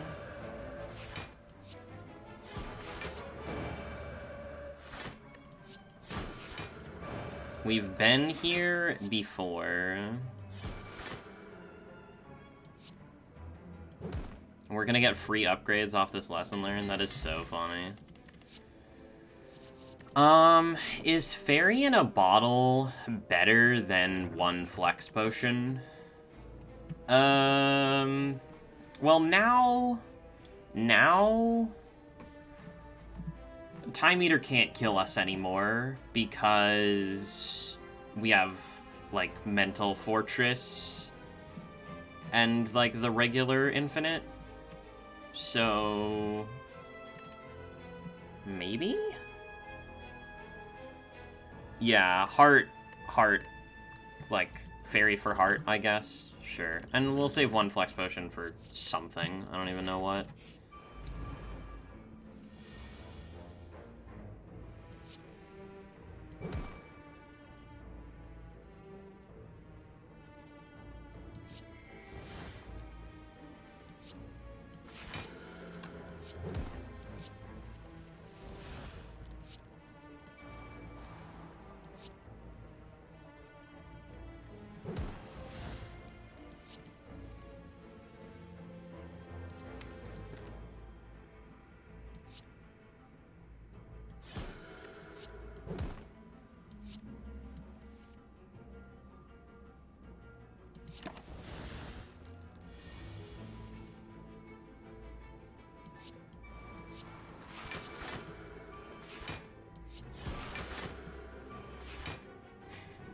These vaults are actually kind of annoying. Oh my god.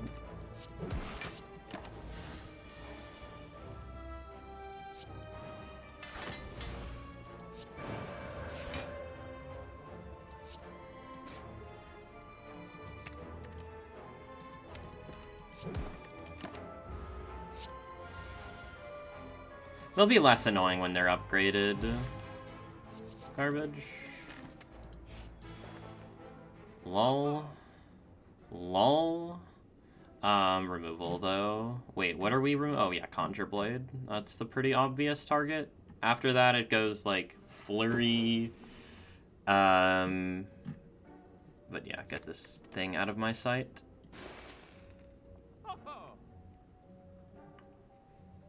We could take another rushdown, technically. I mean, it doesn't do much to harm us. Okay, can we can brick, right? 1, 2, 3, 4, 5. Yeah, I mean, it is 6, 7, 8, 9, kind of. Yeah, I mean, we have brick potential here, but it's very, very unlikely. Like, this is a hit, this is a hit, this is a hit, this is a hit. Like, so we have 1, 2, 3, 4, 5, 6, 7, 8 hits on turn 1, so 8 out of 17, and we draw 5. We'll just do a quick hypergeometric on this one.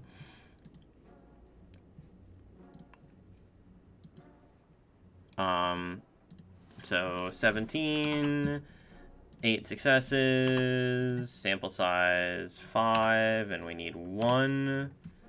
So we have a 98% chance to draw one of our draw cards on turn 1 here. 98%. Worth noting that the duplication potion here would have solved the heart block problem if we needed to do Fear No Evil, Empty Mind with Talk to the Hand. But honestly, like, I don't know. I'm just gonna remove more. So next removal is 175 and then 200. So it's not incredibly likely that we'll get to remove twice. Also, if somehow one of these is match and keep and we get normality, then we kind of lose. So there is that. Also pain. Pain kills us, kind of. Yeah. But, you know, highly unlikely that that happens. Not worth it. Not worth it. Uh-oh. Oh, thank God. Oh my goodness.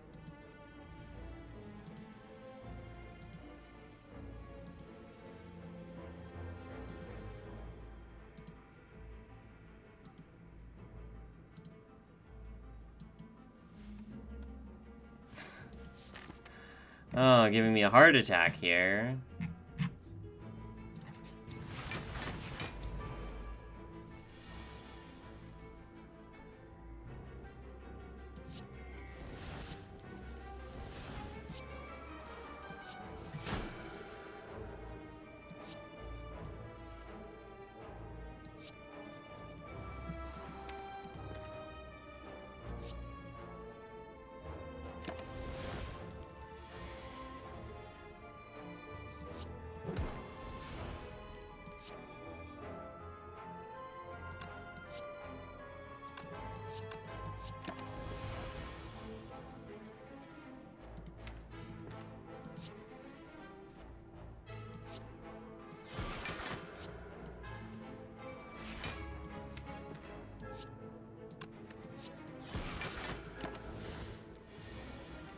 Playing these vaults is just annoying. That's all it is. It's just annoying.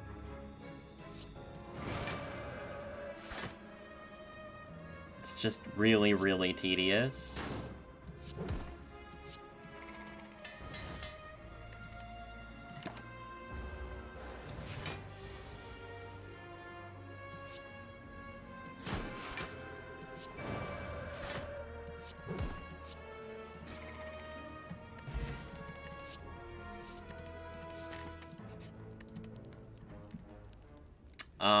Let's just do this now, because I don't want to forget.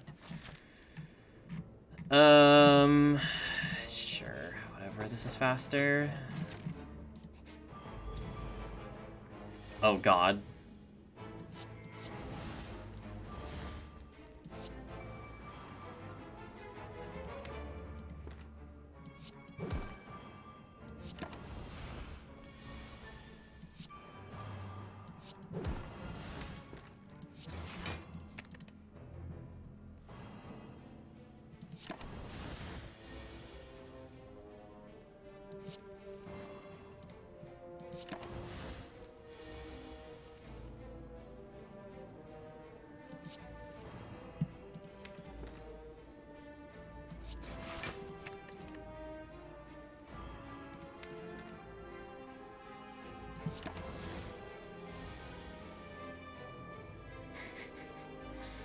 Oh, it's so dumb.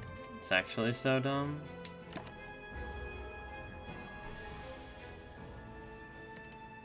Can you please attack me, sir?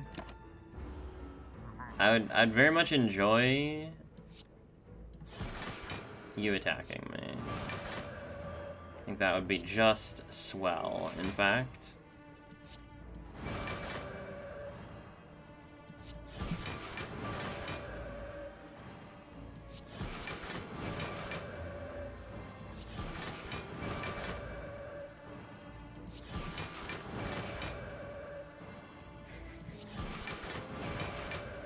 This is really just not fair. Like,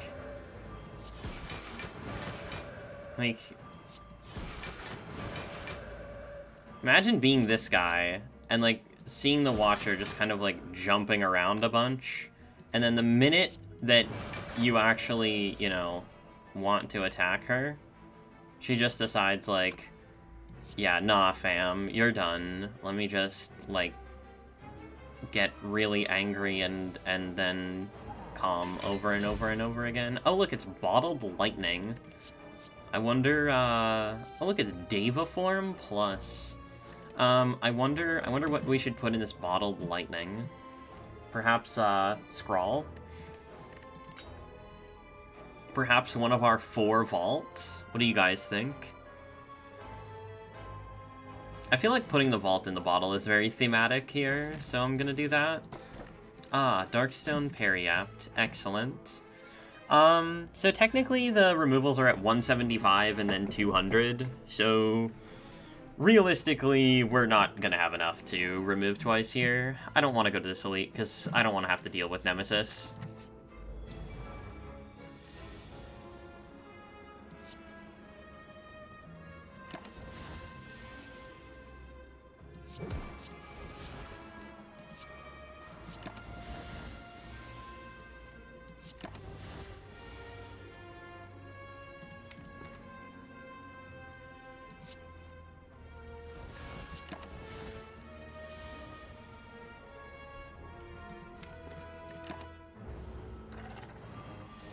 Oh, oh god. A whole 5 damage.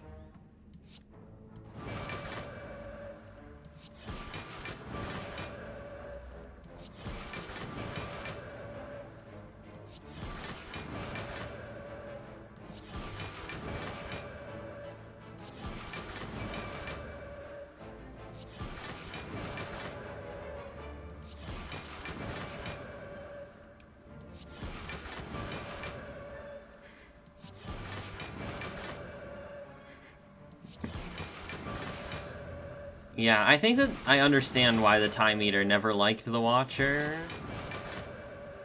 I think I get it now.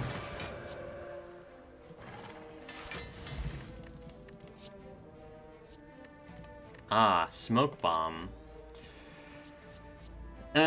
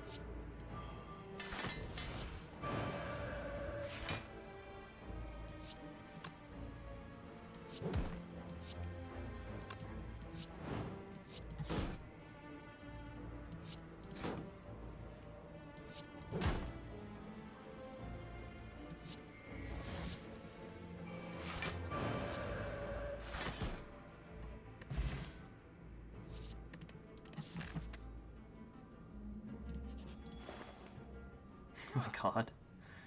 Oh no. Oh no. Oh no. Um. Um. But no. Actually, if we were gonna dupe something, it would probably be like Mental Fortress if we're somehow scared of Time Eater, which we're not, but, you know. We cannot go infinite when the heart doesn't attack. That's bad. Interesting. Interesting thought there. It's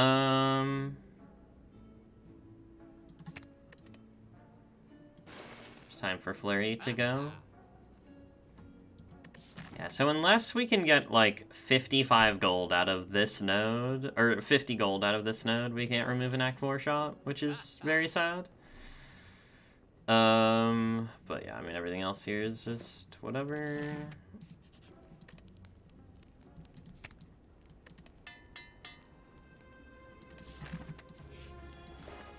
Aww. We finally got a question mark shot.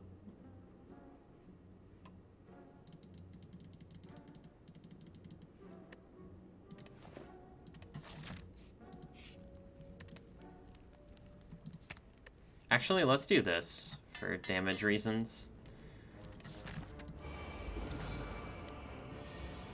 Donut and Deck Nut. Oh, look at this opening hand.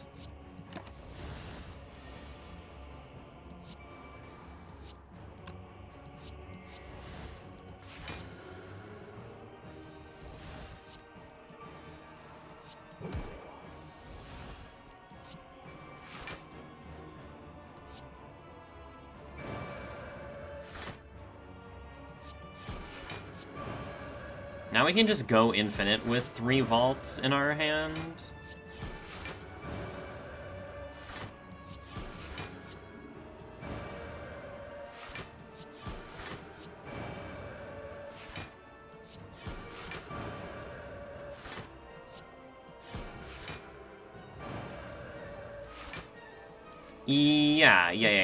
Yeah, this was, yeah, so there's an example. We see a question mark. There's a question mark. I mean, technically there was a fire in between, but yeah, there's a question mark shop. So yeah, it actually just happened.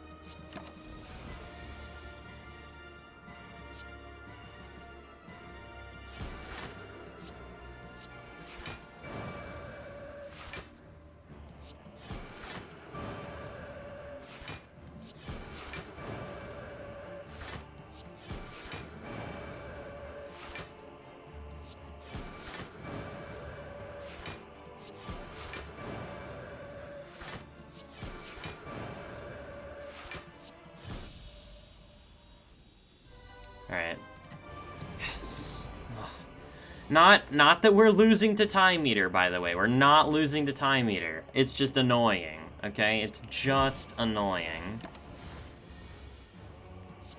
That's literally it. It's just annoying.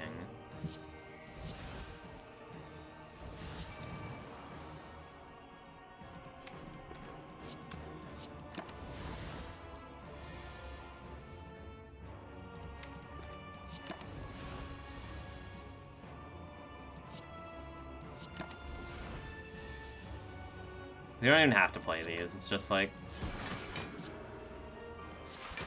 Any ethical gamers? We've been doing a lot of ethical gaming recently, and it feels good.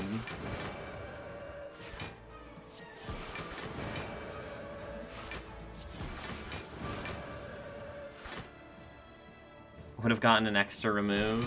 Yeah, the extra remove isn't actually relevant though. Except for us feeling good.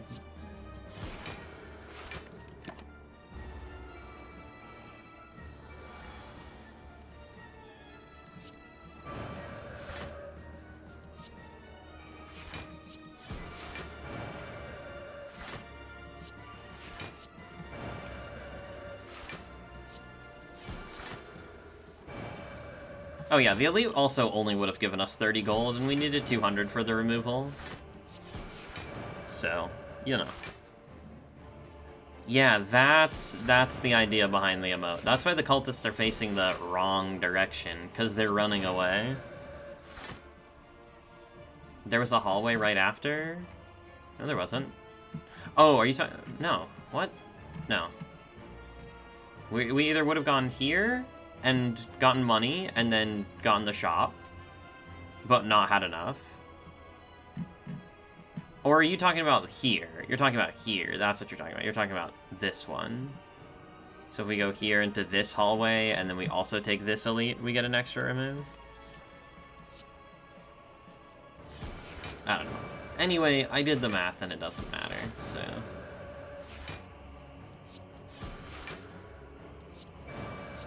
Oh, I don't even know why I'm doing this. Goodbye.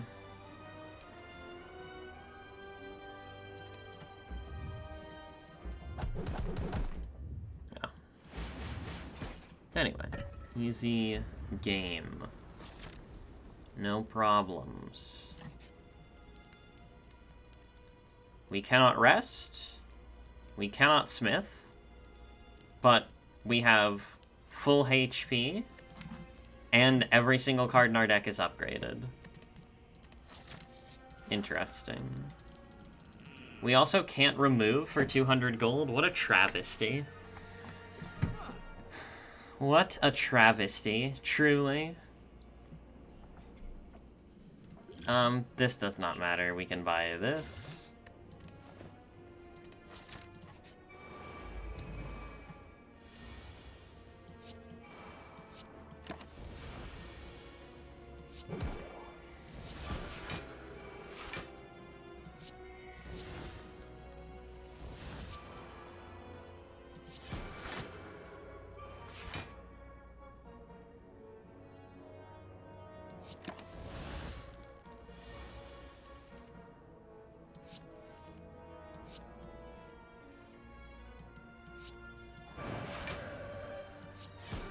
Oh, we got bad pattern. The reason this is bad pattern is because shield isn't attacking on turn 1.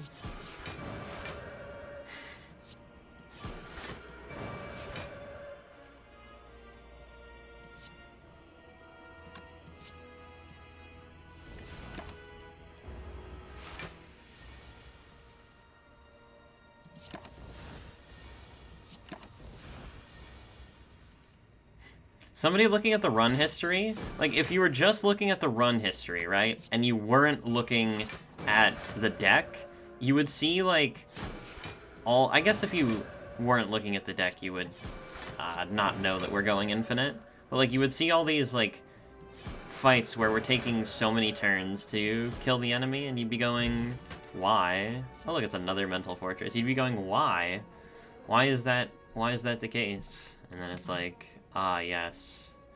4 vaults.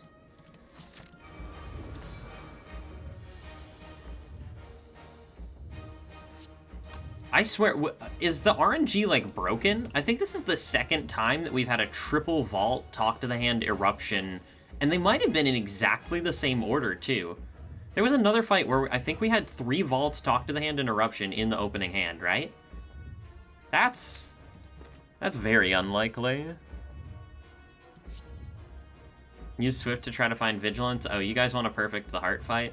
Nah, I don't care. Nice.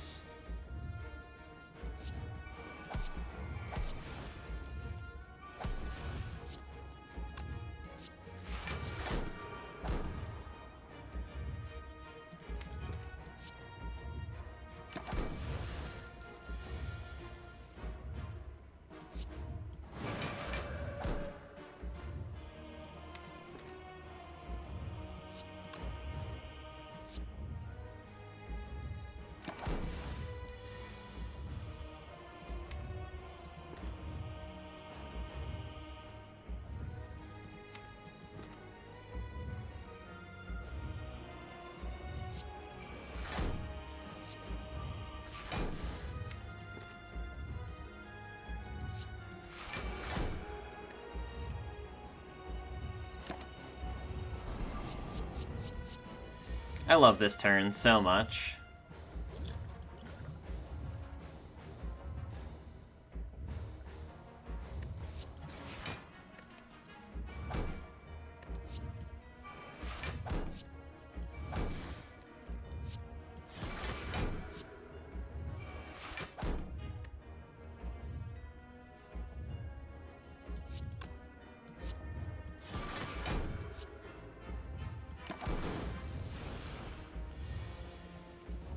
Yeah, so basically what I was talking about hitting the removal threshold is we have 1, 2, we have 2 cards that don't draw, right? So the idea is that like, because Eruption draws because of Rushdown, Empty Mind draws because of it draws, Empty Mind draws because it draws, Cut Through Fate draws because it draws, right? So we have the 2 statuses, and we have the 2 cards that don't draw. And the idea is that if you have 3 cards that don't draw and 2 statuses left in your deck, then you can brick. But we can't brick because we have... like, it's just literally impossible, right?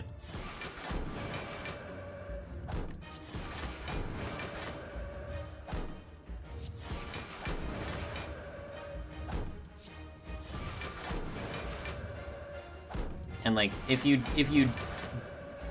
were in that position, then you'd have to worry about setting up your draw pile, which isn't, generally speaking, like, that hard or anything.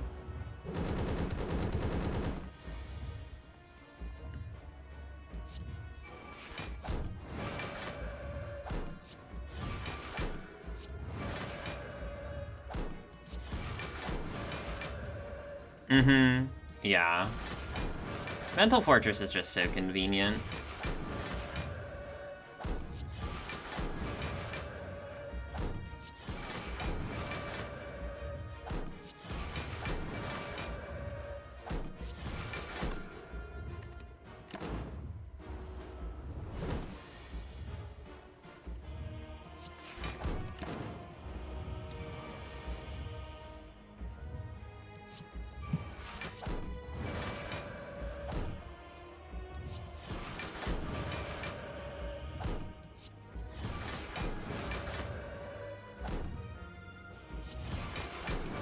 Natural that you can take heartbeat damage with Mental Fortress in play if you kill with Eruption or Tantrum and no block.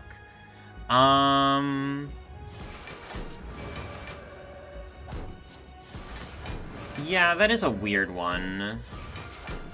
I've never actually thought about that, but yeah, I guess that is technically true.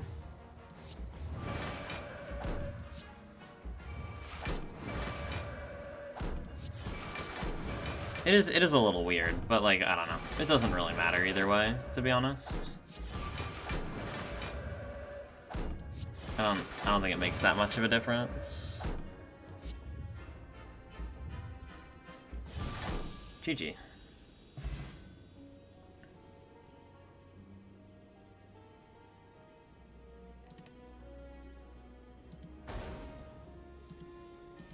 Oh yeah, we can release the fairy. No, no, no, it's not too late. It's not too late. Be free. Collector. Collector. This game is so easy. Yeah. Yeah, you could definitely look at that run and say this.